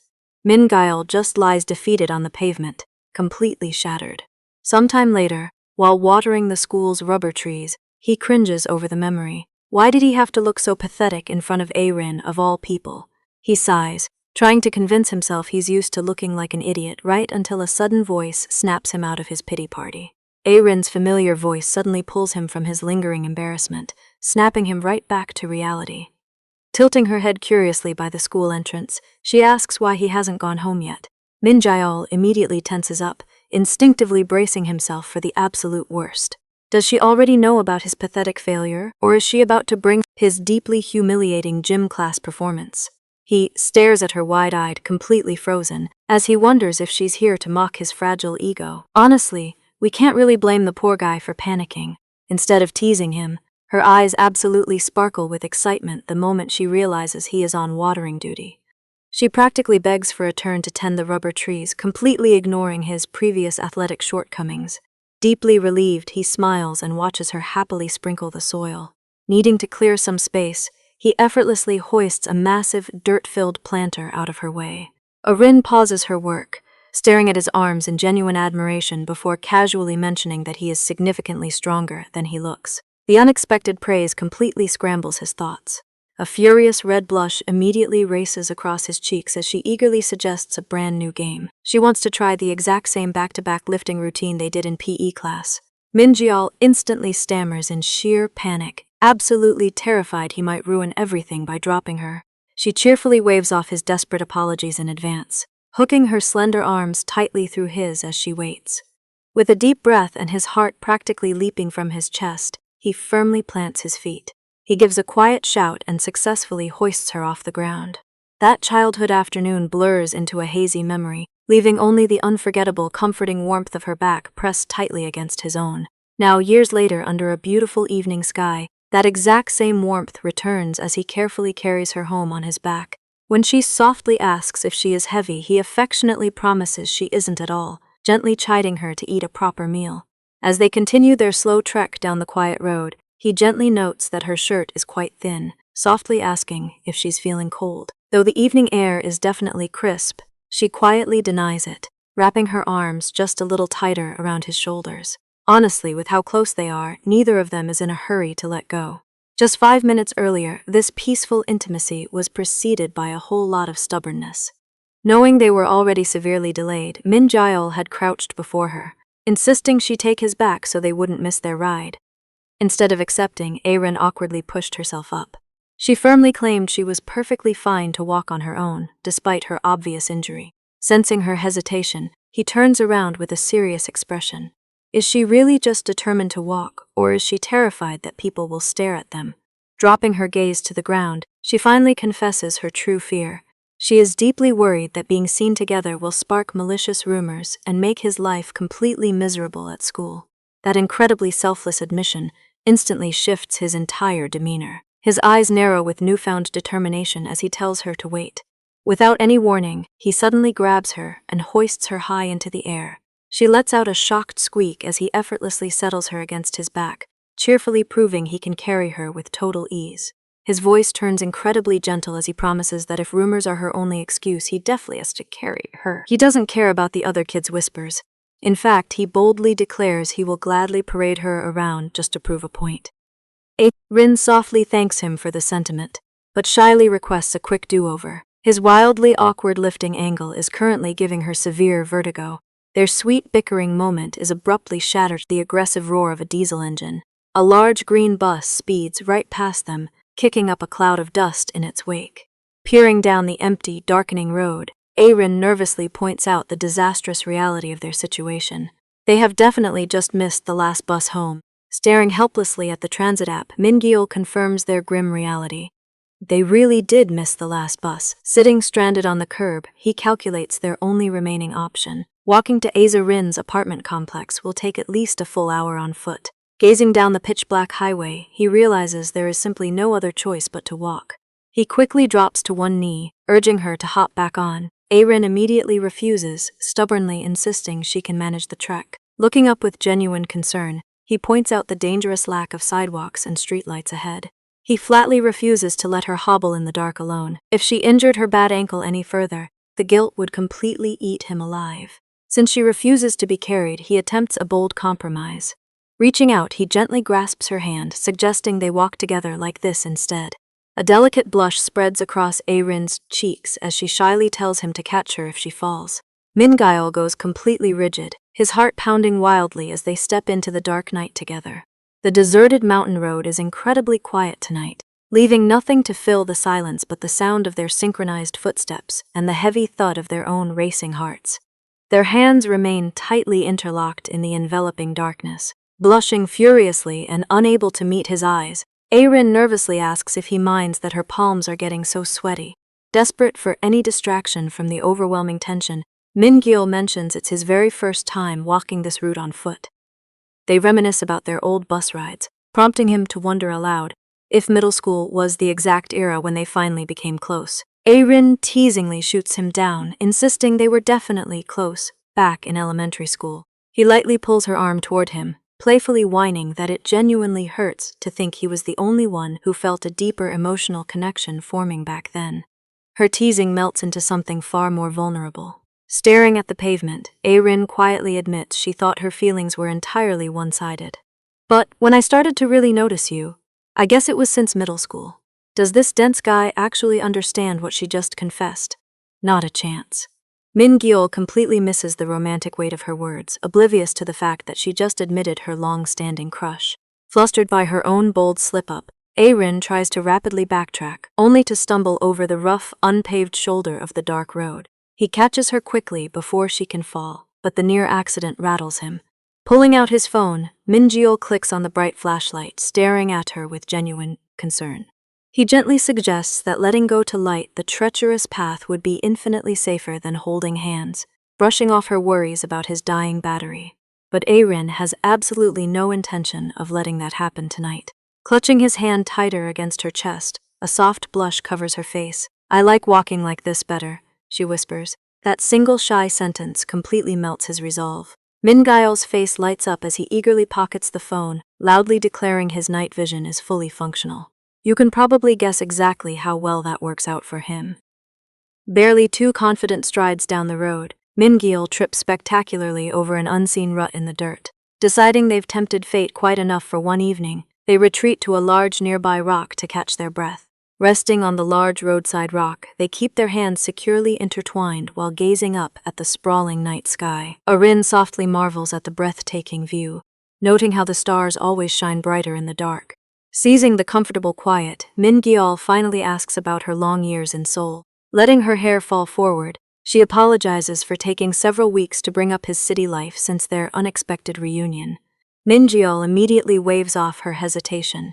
He admits that while the bustling capital offered plenty of nice new friends and amazing distractions, he always maintained one incredibly singular focus.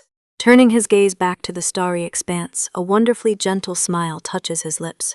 He confesses that his ultimate goal was always getting into the exact same university as her, no matter what.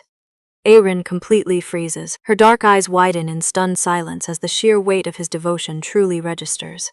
"The thought of meeting the future you there was the thing I looked forward to most in my life," he tells her with total sincerity. He just wanted to be by her side again, no matter how long it took. It is a beautifully honest declaration, delivered without a single ounce of calculated romantic strategy. Utterly overwhelmed, Arin ducks her blushing face and curls inward, clutching her knees defensively. She whispers that it feels incredibly strange to be cherished like this. How can he always be so intensely good to her? Min Gyeol stares at her shrinking frame. That is the exact question he has harbored forever. His memory immediately flashes back to middle school, picturing the bright, smiling girl who treated him with such unexpected warmth. He might never figure out her true motivations from that fateful day. But looking down at their deeply connected hands, he knows exactly what drives his own steadfast loyalty today. He only has one undeniable explanation. Without pausing to filter his racing thoughts, the raw truth simply spills directly from his mouth into the quiet night. "Well, it's because I like you." The tentative space between them instantly evaporates. Arin's head snaps up instantly, her cheeks burning a vivid crimson as she stares at him in absolute disbelief. Min Gyeol stares right back at her, his own face flushing violently as sheer panic finally sets in. Did this dense, hopeless guy seriously just blurt out his lifelong crush entirely by total accident? The immediate aftermath of his accidental slip-up sends Min Gyeol's brain into a spectacular short circuit. He only wanted to explain why he always treated her so well, but the raw truth bypassed all of his filters. Staring in sheer panic at Arin, who has curled into a defensive ball with her face buried in her hands, he mentally prepares for the absolute worst. He is utterly screwed. The heavy silence between them stretches out, leaving him to agonize over the suffocating atmosphere. Desperate for an escape hatch, he suddenly becomes hyper-aware of the fact that their fingers are still intimately tangled together. Convinced that his nervous, clammy spasms are only making her more uncomfortable, Gyeol tries to gently slide his hand away to give her space. But to his profound confusion, her grip remains completely locked. Arin turns her deeply flushed face over her shoulder, her voice trembling slightly as she asks why he is pulling away. When the flustered guy awkwardly stammers out his fear of grossing her out with his palms, she simply stares at him. Instead of agreeing, she offers a remarkably bold counter. Mine are, too, she admits, refusing to break eye contact.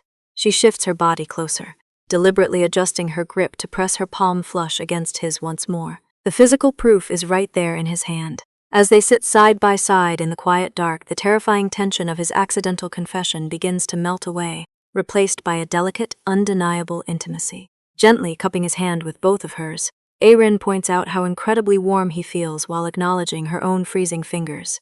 That minor complaint is all it takes to snap Min Gyal out of his romantic daze. His protective instincts flare up instantly. Grabbing the collar of his overshirt, he immediately tries to strip it off to cover her shivering shoulders, but a soft word stops him in his tracks. She has absolutely no interest in his jacket tonight. Her dark eyes drop to their locked hands as a vivid blush consumes her entire face. Slowly, Aaron pulls his large hand directly against her stomach, holding his warmth tight against her trembling body. I think it'll be warmer like this, she whispers, for a dense guy who was certain he had just ruined their friendship. This breathtakingly shy counterattack leaves him, and honestly, all of us, completely paralyzed. Sitting quietly by the dark road, Min Gyal is entirely paralyzed as Aaron anchors her hands around his. It's exactly what she suggested to fend off the chill, but feeling her weight pressed against his side sends his pulse into absolute overdrive. He can barely breathe. Panic quickly sets in. He desperately tries to pull away, stammering a flustered warning that his palms are too sweaty and dirty for her to hold. But Aaron simply tightens her grip, her voice soft and steady. She doesn't care, she only feels his reassuring warmth. Leaning her head gently against his shoulder, she asks if he truly minds staying huddled like this. Min Gyal quickly insists he is only worried about her freezing in the crisp night air. Looking up through her dark lashes, Aaron makes another unexpectedly bold request. She wants his hand. She asks if she can press it against her cheek. Min Gyal barely has time to stammer out a yes before she is already guiding his palm up to her skin. The sudden, skin-to-skin intimacy leaves him entirely breathless. Every quiet syllable she speaks echoes deafeningly in his ears. His chest heaves as his racing heart threatens to beat right out of his ribs. Seriously, how is he supposed to survive this? She doesn't stop at just one hand, pulling both of his palms up to cradle her face, leaving him wide-eyed and helpless under her spell. The sheer closeness is almost too much for his overloaded brain to handle. He silently marvels at how incredibly soft her skin feels against his fingertips, even as his anxious mind reminds him his hands are still uncomfortably clammy. Is she truly ignoring his nervous sweat? When she playfully points out the dampness, he immediately recoils, apologizing in a frantic, embarrassed rush. But Aaron quickly stops him, a teasing smile playing on her lips. She leans right back into his waiting palms, gazing up at him with a sleepy, satisfied look. I'm still a bit cold, she murmurs. Staring into her eyes, Min Gyal is practically frozen in disbelief. The dark road seems to fade away, leaving only the two of them anchored to the cold concrete. As her touch lingers, the magnetic pull becomes impossible to ignore. They unconsciously lean in, their faces hovering dangerously close, caught in a breathless tension. But before their lips can meet, the deafening roar of a late-night bus tearing down the highway shatters the delicate spell, instantly snapping them out of their dangerous trance. Reality crashes down on them hard. Suddenly hyper-aware of what almost just happened, they scramble apart on the barricade. The previous comfort is replaced by a suffocating, awkward silence. Min Gyal stares intensely at his knees, sweating bullets while Arin looks away, her cheeks burning with a furious blush. Seriously, how do you even recover from that? Unable to handle the crushing embarrassment a second longer, Min Gyal practically leaps to his feet, frantically declaring they are going to be late. Arin immediately jumps on the excuse. Their brains are so thoroughly scrambled that they blindly sprint off in the completely wrong direction, before clumsily spinning around to correct their route. By the time they reach the crossroads where their routes diverge, the air is still suffocatingly thick. Pointing down his street, Min Gyal tells her to hurry inside. But internally, he is screaming. They hadn't mentioned that near kiss once during the entire walk. This unspoken elephant in the room is driving him completely crazy. Trying to act normal, he turns his back, throwing out a stiff reminder to finish her homework. Aaron softly promises to call before quietly slipping away.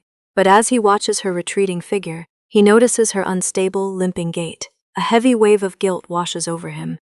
Can she truly make it all the way home on her own? He can't just let her go like this. Calling out her name, he jogs back, gently offering to walk her right up to her front door since her injury is partly his fault. But instead of accepting, Rin immediately panics. Her expression shifts to frantic alarm as she vehemently rejects the idea, sharply commanding him to stay away. Realizing how harsh she sounded, Rin awkwardly tries to soften her sharp rejection by weakly insisting she is fine. But the emotional damage is already done. Stung by the sudden coldness, Min-gyeol offers a stiff, defeated apology. He quickly turns his back, trudging heavily down the empty street and retreating straight into his dark bedroom. Collapsing heavily onto his unmade bed, he writhes in absolute agony over his stupid mistake. He completely ruined the mood. If only he had kept his mouth shut about walking her home, the fragile night would have ended on a perfectly high note. Yet, despite his frustration, the phantom warmth of her intertwined fingers still lingers stubbornly on his skin. Honestly, you cannot blame the guy for spiraling. He suddenly shoots upright, clutching his head as a fresh wave of mortification washes over him. Why on earth did he just let her cradle his hands like that? More importantly, why did he get so incredibly excited right before that noisy bus interrupted them? Pacing in front of the bathroom mirror, his overworked mind wanders straight into highly dangerous territory. What exactly would have happened if they had just stayed alone together?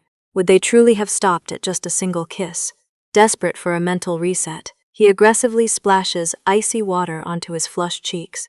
Staring at his dripping reflection, a tiny, dangerous spark of hope begins to flicker. She never officially answered his accidental confession, but she willingly initiated that intense physical intimacy. Maybe Rin actually harbors romantic feelings for him too. He violently slaps both of his cheeks to physically snap out of this hopeful delusion. Throwing himself back onto the mattress, he desperately commands his brain to just shut down. He needs sleep immediately. But as he stares blankly at the ceiling, his classmates' harsh warnings begin to echo loudly in his quiet room. Is she merely leaning on him because she is mentally exhausted from her family trauma? Is treating her like a girlfriend actually becoming a massive emotional burden? What Min-gyeol doesn't realize is the heartbreaking truth behind her harsh rejection at the crossroads. Rin pushed him away because she is absolutely terrified of her own fragile boundaries. She knows that if she lets herself stay wrapped in his comforting warmth, she will eventually break down, confess all her darkest secrets, and become completely dependent on him. Back in his room, a heavy realization settles over Min-gyeol's racing mind. He had deliberately avoided asking about her painful past to protect her feelings. But he finally understands that blindly pursuing a deeper romance, without knowing what truly haunts her, will ultimately hurt Rin even more. He simply cannot remain ignorant any longer. Pulling a dusty yearbook from his shelf, he frantically searches his memory for any connection to Yuseok High. His eyes land on a faded group photo featuring his former friends, Jin-soo and Hae-min. They drifted apart completely years ago, making the mere thought of contacting them now feel deeply uncomfortable. Honestly, reaching out to estranged friends is the absolute worst, yet they might hold the answers he desperately needs.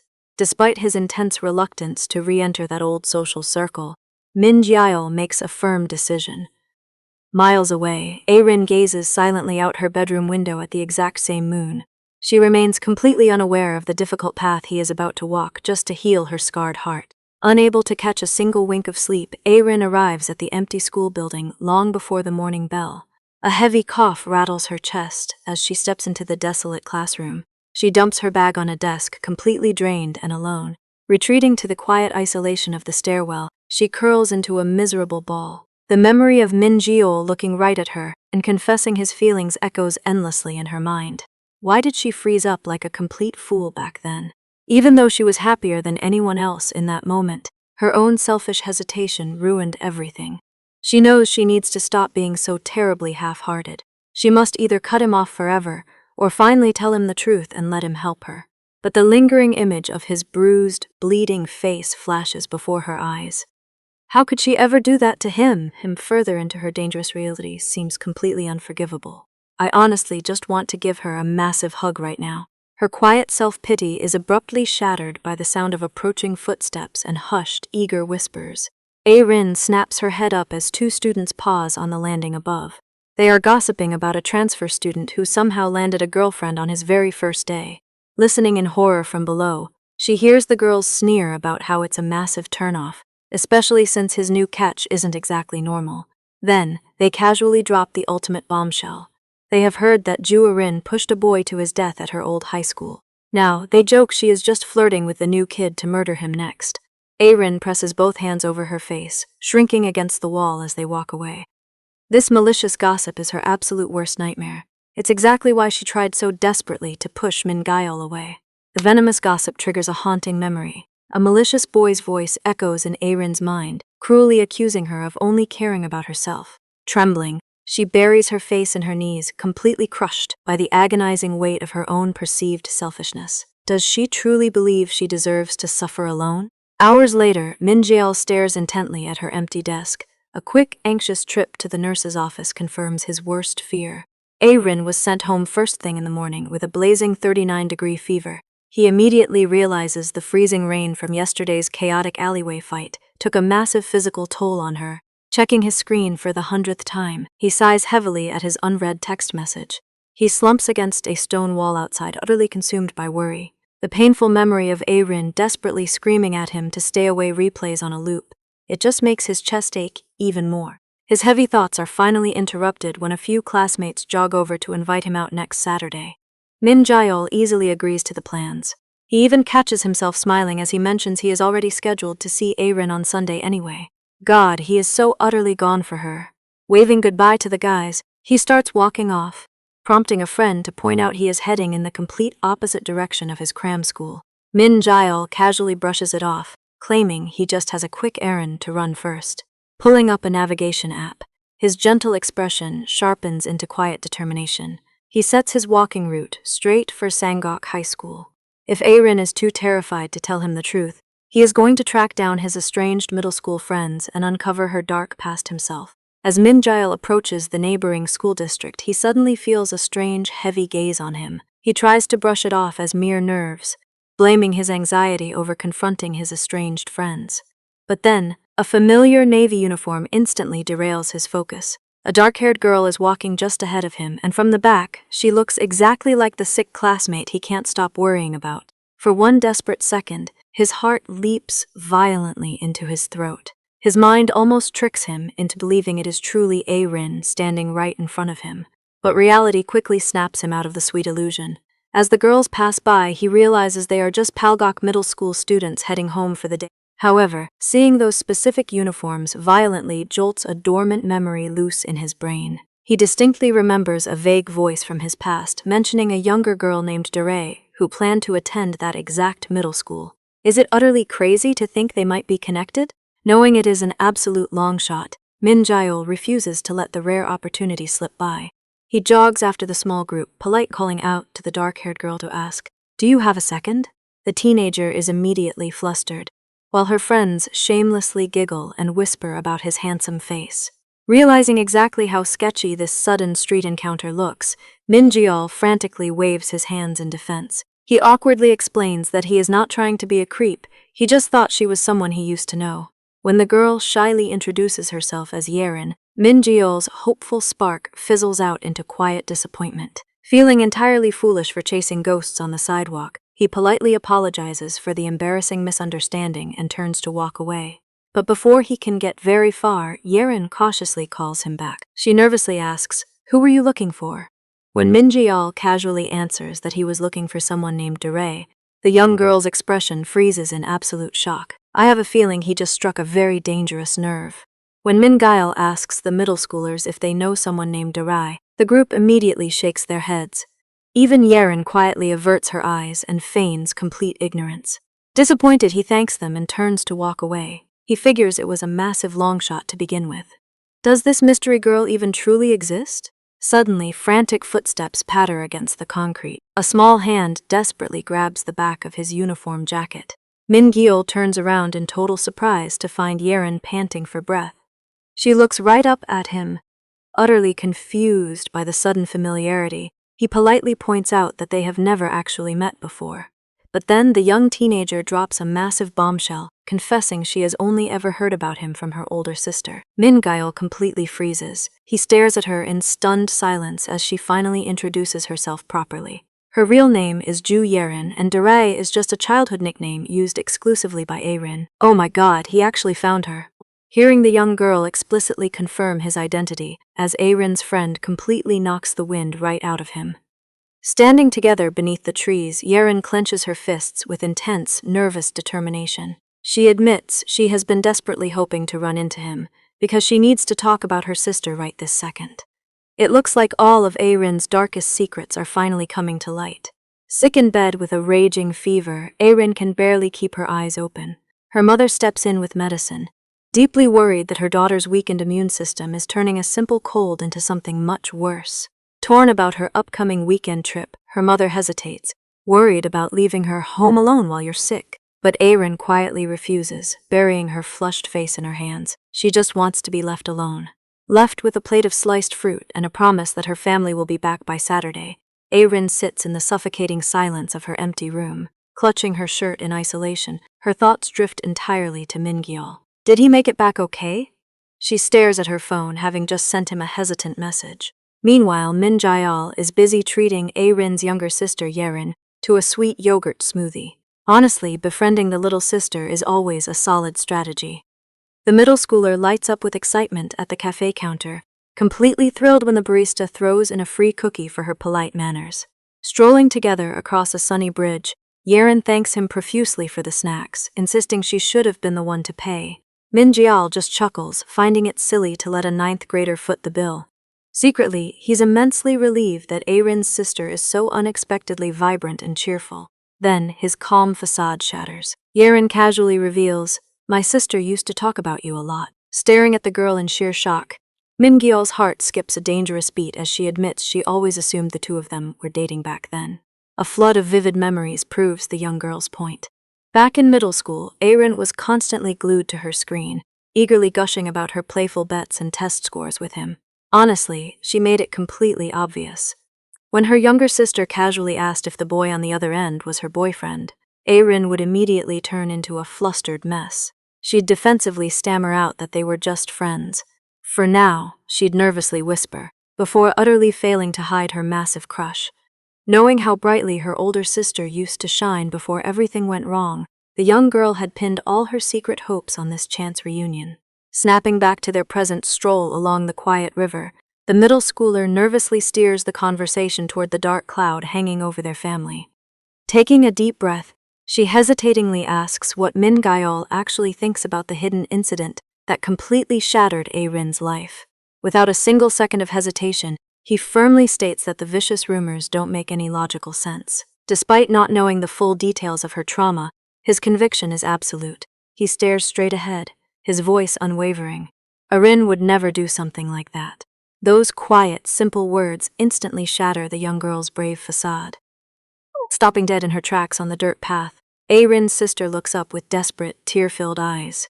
Could he really see through the vicious lies? She practically begs for validation, terrified he might secretly doubt them too. Startled by her raw, unexpected outburst, Min-gyeol immediately echoes her belief.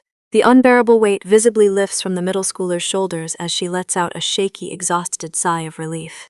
Thank goodness he isn't like all the other judgmental students. Finally, Erin has someone firmly on her side. Moving past his reassurance, the young girl delves into the tragic details that doomed her sister. Everyone assumes Erin is guilty simply because she remains completely silent about that day.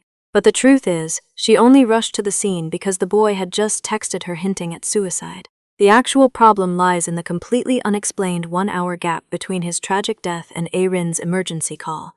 Knowing her older sister's gentle heart, the young girl is positive Erin is covering for someone. Yet she stubbornly refuses to defend herself or explain that lost time. Desperate for answers, she begs Min-gyeol to ask her himself. She vividly describes just how thoroughly broken Erin used to be before he transferred back. She would lock herself in her room, skipping meals and avoiding school entirely, consumed by a grief she wouldn't share. But everything miraculously changed the moment they reunited. Hearing that he is the sole reason Erin finally started living and going out again deeply shakes him. Why was he trying so hard to keep his distance? Pushing aside his lingering trauma about ruined friendships, Min-gyeol firmly agrees to talk to her. Thrilled by his promise, the energetic middle schooler instantly tries to drag him home. He quickly shuts that down, reminding her that Erin is sick. Hearing about the raging fever, she panics and sprints away. Talk about a dramatic exit. Meanwhile, a very different weekend is taking shape across town. Browsing a local store's makeup aisle, Erin's former middle school classmate, Gina casually agrees to join some friends for a Saturday lunch. Little do they know, their careless weekend plans are about to collide with Erin's fragile recovery. Over at the local makeup shop, Gina's casual weekend plans quickly spiral into an annoying trap. Her energetic friends suddenly ambush her in the aisles, begging to invite the new transfer student to their Saturday hangout. They are secretly hoping Min Gyeol will drag his handsome friend, Seonho, along for the ride. Gina immediately tries to shut the idea down, clearly irritated by their ulterior motives. Another friend quickly chimes in with her own reluctance, casually mentioning she has a terrible feeling about Min Gyeol based on some vague schoolyard gossip. It seems Erin isn't the only one plagued by vicious whispers. Will these rumors ever stop? Back at the sunlit river, Yerin happily saves Min Gyeol's number into her phone. They promise to stay in touch and exchange updates if any new problems arise regarding her sister's fragile recovery. Looking up with a conspiratorial gleam, the middle schooler suggests they keep their little rendezvous a total secret. Min Gyeol agrees, knowing full well that Erin wouldn't be thrilled about this behind-the-scenes investigation. But staring down at the lively girl, a completely different question surfaces. Why would Erin keep such a spirited sibling hidden away? Reaching out to gently pat her shoulder, he smiles warmly. He firmly reassures the young girl that her older sister must be incredibly proud of her relentless efforts. Touched by his unexpected comfort, Yerin stares at him in mild awe. She confesses Erin always painted him as a fragile, timid boy who needed protecting. But standing right here, I'd say he has completely outgrown that fragile shell. The boy her sister used to know has blossomed into a mature, deeply dependable young man. Embarrassed by her own emotional rambling, Yerin quickly changes the subject, asking where he is headed next. Min Gyeol casually explains he is on his way to a nearby high school to track down two old elementary friends, Baek Hae-min and Oh Jin-soo. He hopes those boys might actually know the truth behind Erin's mysterious incident. All the color drains from the middle schooler's face. Halting her steps on the dirt path, she stares up at him in mounting horror and asks him to repeat those names. Did nobody ever tell him the full story? The grim reality he is blindly walking into is far worse than a simple schoolyard rumor. Staring at his confused expression, Yerin drops a devastating bombshell that stops Min Gyeol's heart cold. His childhood friend isn't waiting at that high school. Baek Hae-min is already gone. He is the very boy who tragically died that fateful day. Back in 6th grade, long before the tragedy that fractured their lives, Min Gyeol's first interaction with Erin is quiet. Sitting nervously at his desk, he shyly asks to borrow an eraser. The young girl turns to him with a blank, silent stare. She wordlessly drops the eraser into his palm. As a few years pass and their friendship takes root, the nasty rumors that once isolated him finally begin to vanish. His classmates even start approaching him on their own, eager to include him in their recess games. We've got 7 people so far, they offer. But with the dark memories of his past still holding him hostage, he politely declines for now. Watching them play from the classroom window, he finds himself unable to easily bridge that invisible gap. It's during these lonely moments that he realizes just how much he misses Erin. Since they're in different classes now, catching up requires effort. Making his way upstairs, his face lights up with a warm smile the second he spots her in the hallway. He calls out her name, but his steps falter. Standing right beside her is Baek Hae-min. While Erin greets Min Gyeol with a bright, welcoming wave, Haemin's demeanor shifts immediately. Why does the other boy always look at him with such intense hostility? Clicking his tongue in obvious annoyance, Hae-min abruptly announces he's leaving and brushes past Erin. She groans about his terrible attitude, completely unaware of the brewing tension. Without warning, Hae-min intentionally shoulders past Min Gyeol, violently hooking his open backpack to spill its contents everywhere. Hae-min walks away laughing, leaving a furious Erin to drop to her knees and help gather the scattered notebooks. Seriously, this guy is the absolute worst. Min Gyeol quietly apologizes to her, already feeling the heavy, suffocating weight of his former friend's cruel resentment. Still kneeling, Erin fumes on his behalf, passionately calling Baek Hae-min a total loser for constantly bullying him. As they gather the scattered notebooks, Min Gyeol tentatively asks what the two of them were discussing earlier. She casually mentions Hae-min was asking about her middle school plans and if there was anyone she liked. He completely freezes. His pulse races as he stammers out a nervous, pathetic follow-up, asking if there actually is someone she has her eye on. Honestly, could he be any more obvious? Aaron just blinks at him in silent confusion for a torturous second before breaking into a warm, affectionate smile. Gently patting his head, she calls him cute and promises she already told Heyman she isn't interested in anyone. Minjeol's cheeks instantly erupt in a fiery blush. He frantically tries to play it cool, but she just laughs at his flustered panic, cheerfully swearing she'll give the bully a good scolding later. The innocent memory shatters as we snap back to the grim reality of the present. His former classmate turns to leave the academy, but Minjeol violently seizes her wrist in the corridor. Furious and desperate, he pins her with a glaring stare. He demands to know why she intentionally hid the dead boy's true identity from him. Did she conceal Baek Heyman's name on purpose? He insists the terrible rumors make absolutely zero sense. Why would Aaron murder someone she supposedly rushed out to save? Wincing in pain, the girl coldly fires back. Didn't he know how much Aaron detested Heyman? They had a massive, explosive fight the day before the horrible tragedy. Yanking her aching arm away, she drops a truly sickening theory. What if Aaron didn't try to stop him, but actually egged him on? She claims she only kept her mouth shut because she knew this ugly truth would needlessly complicate his life. Rubbing his aching temples, Min-gyeol demands to know where Gina heard such a wild, sickening accusation. She smoothly claims she managed to pry the information straight from the police station, secretly deciding it's best to keep her actual sources strictly hidden from him. Left reeling by her confident answer, he can't stop wondering what truly happened to Baek Heyman on that fateful day. Sensing his dark mood, Gina quickly tries to lighten the atmosphere, casually bringing up their recent mock exams and boasting about her own great scores. Still entirely out of focus, Min-gyeol mutters that he bombed the test and might even cancel his weekend plans with friends. Seizing the opportunity, Gina perks up, mentioning that she's also grabbing dinner downtown with her group. What a convenient coincidence, right? As they wait for the elevator, a nervous flush spreads across Gina's cheeks. Gathering her courage, she hesitantly asks if he'd be okay with their two friend groups meeting up together that evening. Min-gyeol just blinks down at her, caught utterly off guard by the sudden invitation. Later that night, he receives concerned texts asking if he made it home safely after leaving school early.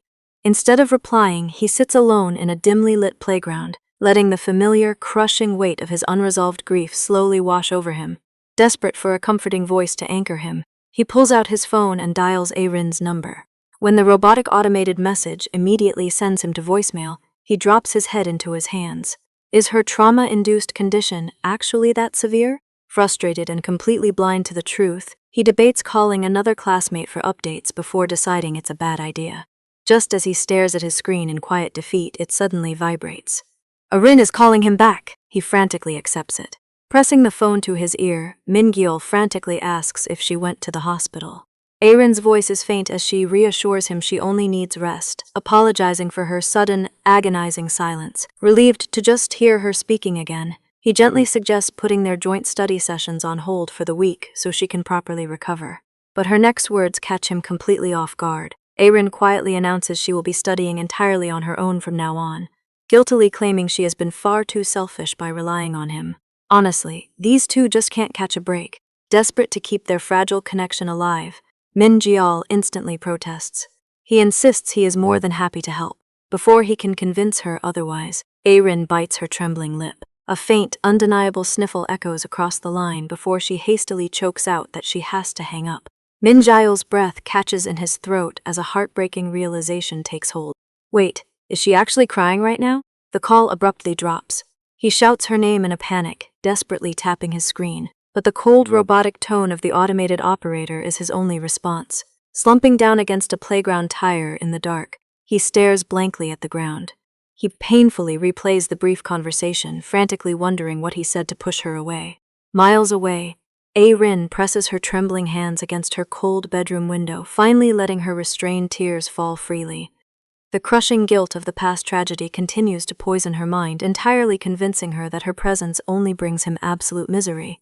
To protect the boy she secretly cherishes, she makes a truly devastating final decision. She will completely disappear from his life. Staring out the window, Aaron desperately tries to convince herself that leaving is the only way to protect him. As she presses a trembling hand against the glass, her fragile resolve completely shatters. Tears stream down her face as the pain of her choice takes hold. While she weeps in the dark, a grim broadcast echoes across the empty room. A severe weather warning is officially issued. Torrential rain and violent thunderstorms are set to strike the entire country this weekend. Min Gyal heads out to a vegetarian restaurant with his buddies.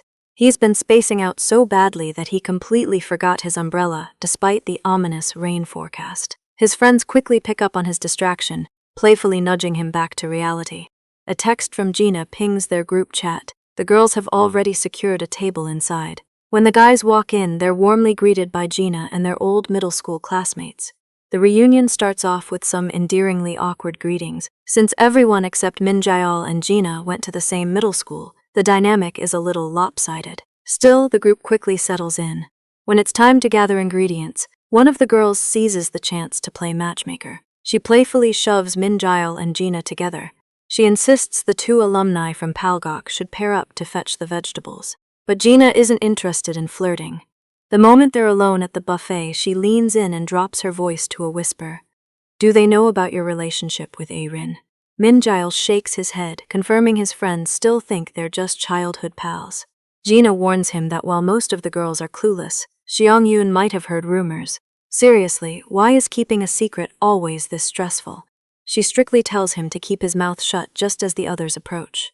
But their secretive huddle hasn't gone unnoticed. One of his buddies smirks, loudly asking since when the two of them got so cozy. Min Jaeol freezes. He's suddenly caught in a misunderstanding that could drag his hidden romance right into the spotlight. Gina violently shakes their buddy, vehemently shrieking at the accusation. "Seriously, way to play it cool, girl." Her extreme overreaction only makes things weirder, leaving her blushing as she wonders if their hushed huddle really looked that suspicious.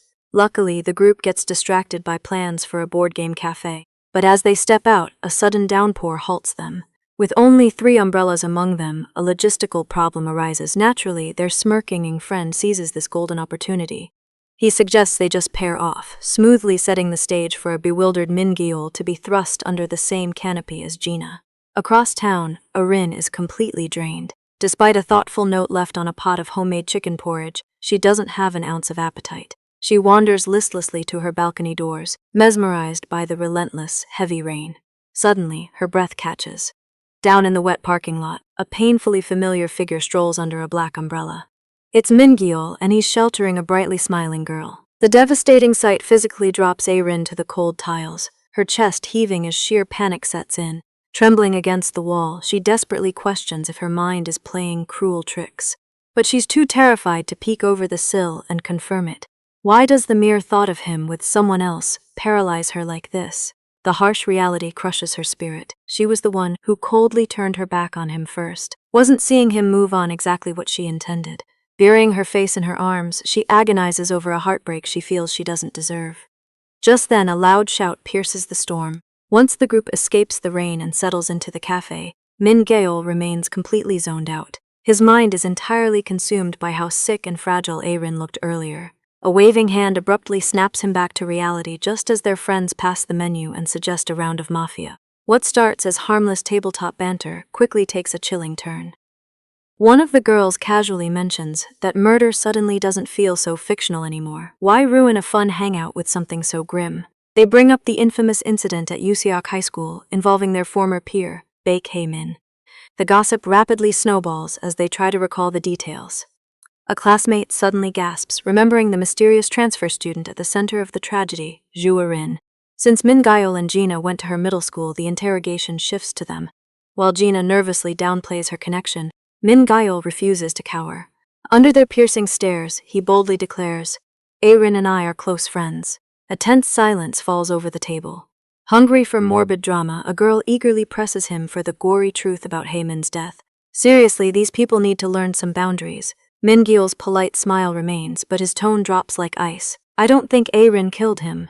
His genuine defense is instantly dismissed. A guy across the table loudly scoffs, brushing off Min Gyal's unwavering trust as nothing but blind loyalty to a pretty face. Min Gyal closes his eyes, swallowing his rising disgust. He knows he could easily force a laugh and just play along to preserve the mood. Min Gyal tries to swallow his rising frustration as the group completely dismisses his unwavering defense.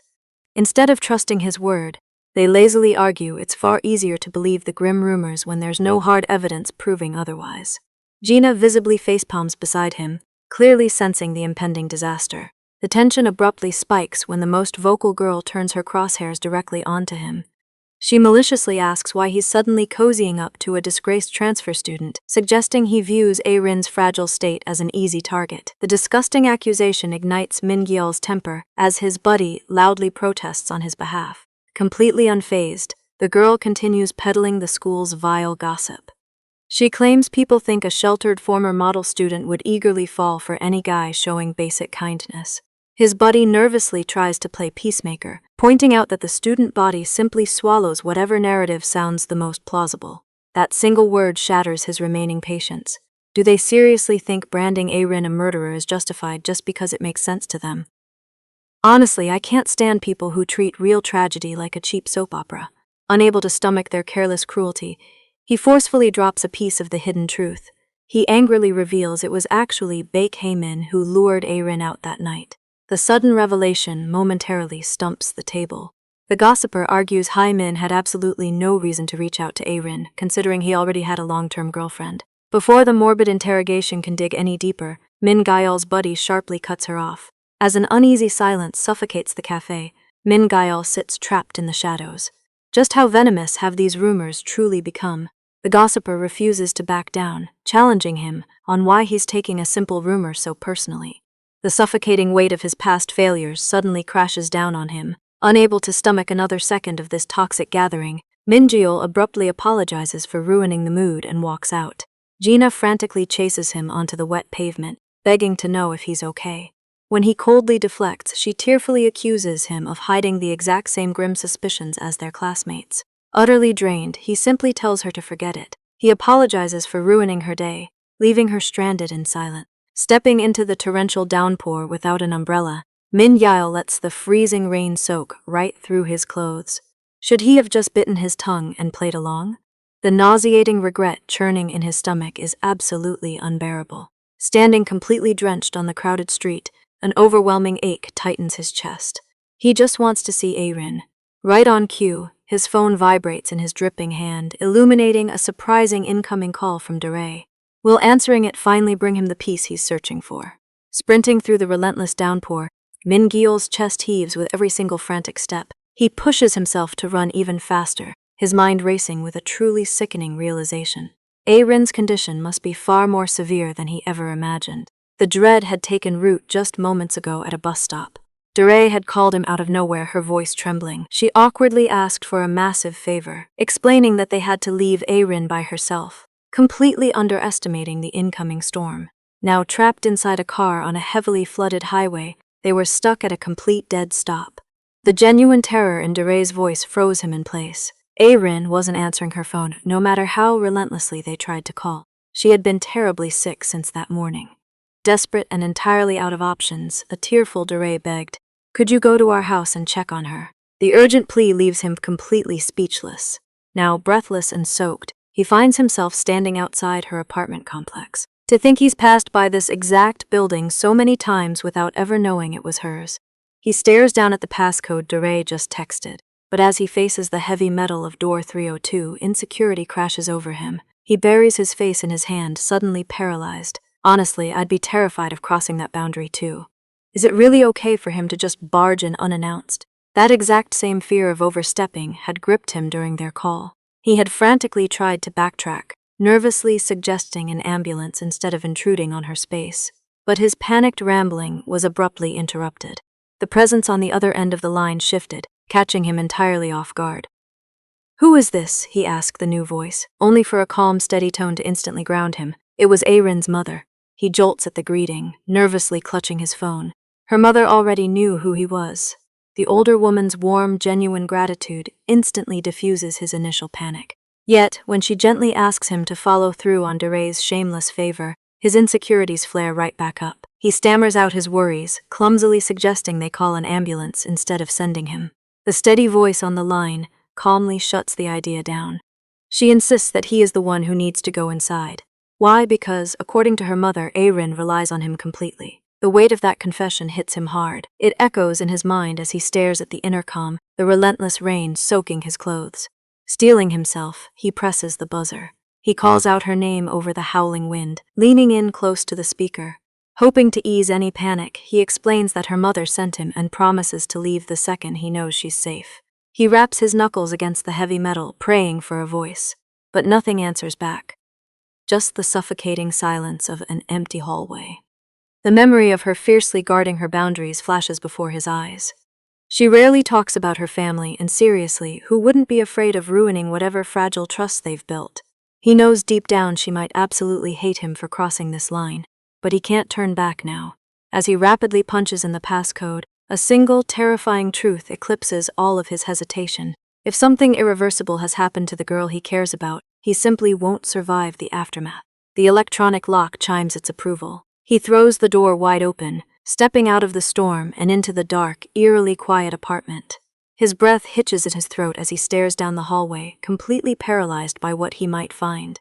Calling her name into the dark, silent shadows of the apartment, he promises aloud that he'll just check on her and immediately leave. He frantically sweeps through the empty living room, the bathroom, and the master bedroom, finding absolutely nothing. The quiet feels heavy and entirely suffocating. Only one closed door remains. Steeling his shaking nerves, he turns the heavy handle and pushes the door wide open. What he sees completely stops his racing heart. Aaron is collapsed face down on the cold floor. Dropping to his knees, he violently pulls her limp body into his arms, screaming her name in raw, desperate panic. He desperately begs her to wake up, his terrified mind instantly spiraling toward the absolute worst-case scenario. Will she even respond? Then, a ragged, heavy exhale finally escapes her lips. She's breathing. The intense wave of relief threatens to buckle his knees as he carefully scoops her up and lays her in bed. As he moves to the window to let in some much-needed fresh air, a severely feverish Rin forces her heavy eyelids open. Spotting him standing right there in her bedroom, she immediately assumes her desperate longing has conjured an illusion. She weakly mutters that this simply has to be a dream. She confesses to the quiet room that she must be imagining him because she's been thinking about him so intensely lately. Completely oblivious to her heartbreaking admission, he gently presses a cool towel to her forehead. But as his hand lingers, a new sharp worry spikes. Her shirt is completely soaked. Did her intense fever cause her to sweat this much? Then, he suddenly glances down at his own dripping wet clothes. Seriously, how did he even miss that? He brought the thunderstorm directly inside with him. Realizing his own messy panic drenched her, he softly stares down at her sleeping face. Standing over her small, blanket-wrapped figure, Min Gyeol realizes he's done absolutely everything he can. He quickly calls Darai, running through his checklist. He changed her towel, aired out the stuffy room, and laid her safely in bed. Over the phone, Aaron's mother breathes a heavy sigh of relief, warmly inviting him over for fruit once the storm passes. He politely declines the sweet gesture and hangs up, knowing it's time to slip out quietly. But as he turns to leave, his feet refuse to move. He slowly sinks back down by her mattress, a soft, fond smile replacing his frantic terror. Staring down at her flushed, sleeping face, he whispers a gentle apology for barging in unannounced. He confesses just how glad he is that she's resting. Caught in the heavy intimacy of the dimly lit bedroom, an honest confession slips from his lips. He softly mutters that he wishes he could stay longer, but shouldn't be greedy.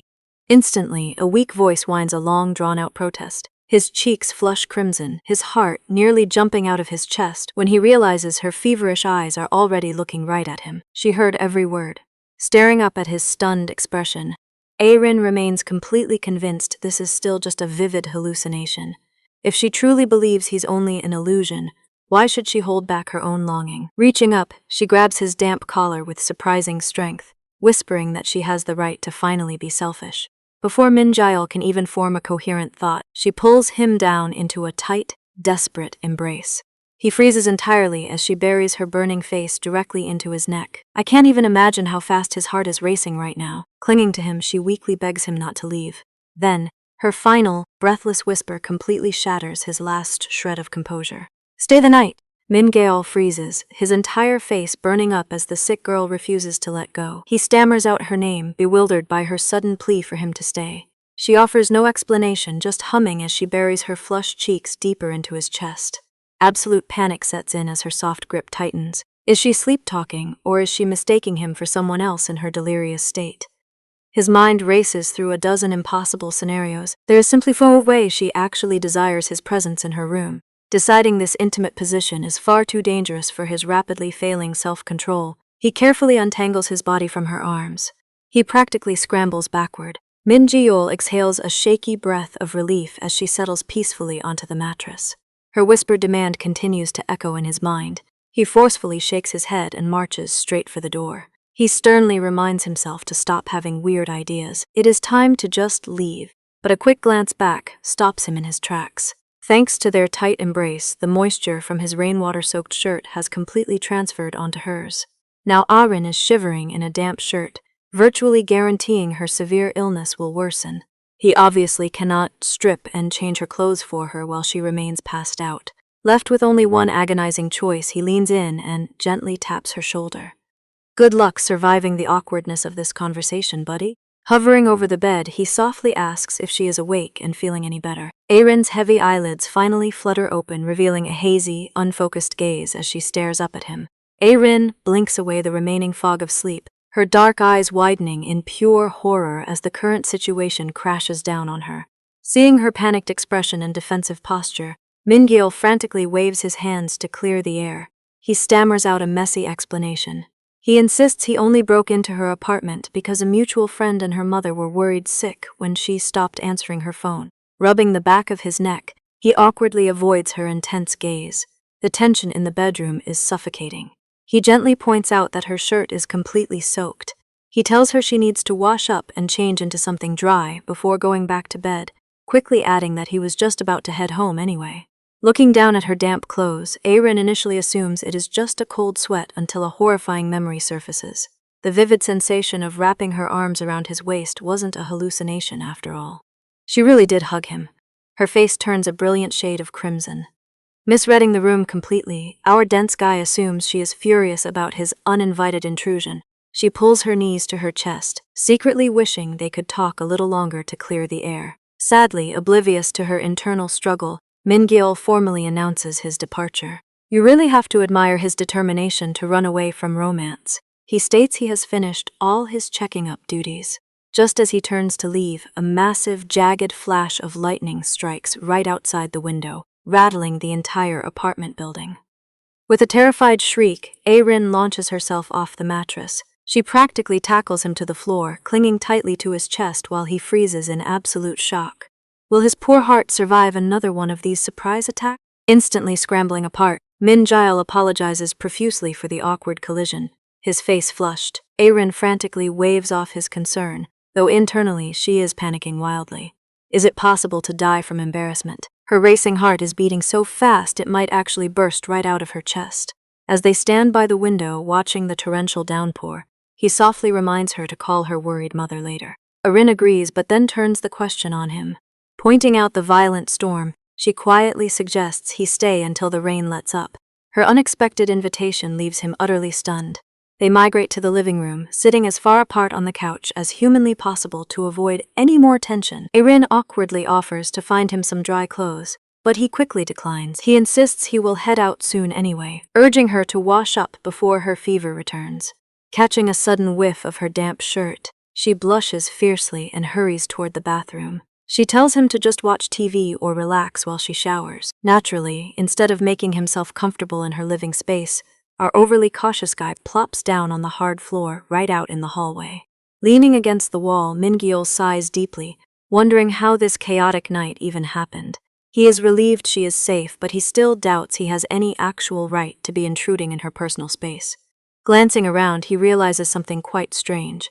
Despite her previous reluctance to discuss them, her home feels perfectly normal. Her mother even sounded genuinely kind and deeply concerned over the phone. Checking his phone, Min Ji-yeol notices the time creeping past 10. Several new notifications light up the screen. His former friends, including Gina and Seonho, have sent a string of awkward messages apologizing for their earlier behavior and asking to talk at school. He remembers the suffocating tension at the cafe. Should he have just kept his mouth shut? Sitting back on the floor outside Arin's bathroom, the faint sound of running water echoes through the door. His face flushes as his imagination threatens to run wild. Realizing it is incredibly creepy to just sit there listening to her shower, he jumps up to find a distraction. He heads over to the entryway to wipe up the muddy puddles he tracked in. Wiping the tiles, a quiet sense of relief washes over him. If he had stayed trapped with those guys, how could he have rushed to her side? He made a vow a long time ago. He swore he would never turn his back on her. Deciding to organize the messy pile of footwear he scattered in his panic, he starts lining them up neatly on the rack. I genuinely admire his dedication to household chores. But as he scans the top shelves, a chilling realization stops him cold. Something about the shoes sitting there is completely wrong. Whose are they?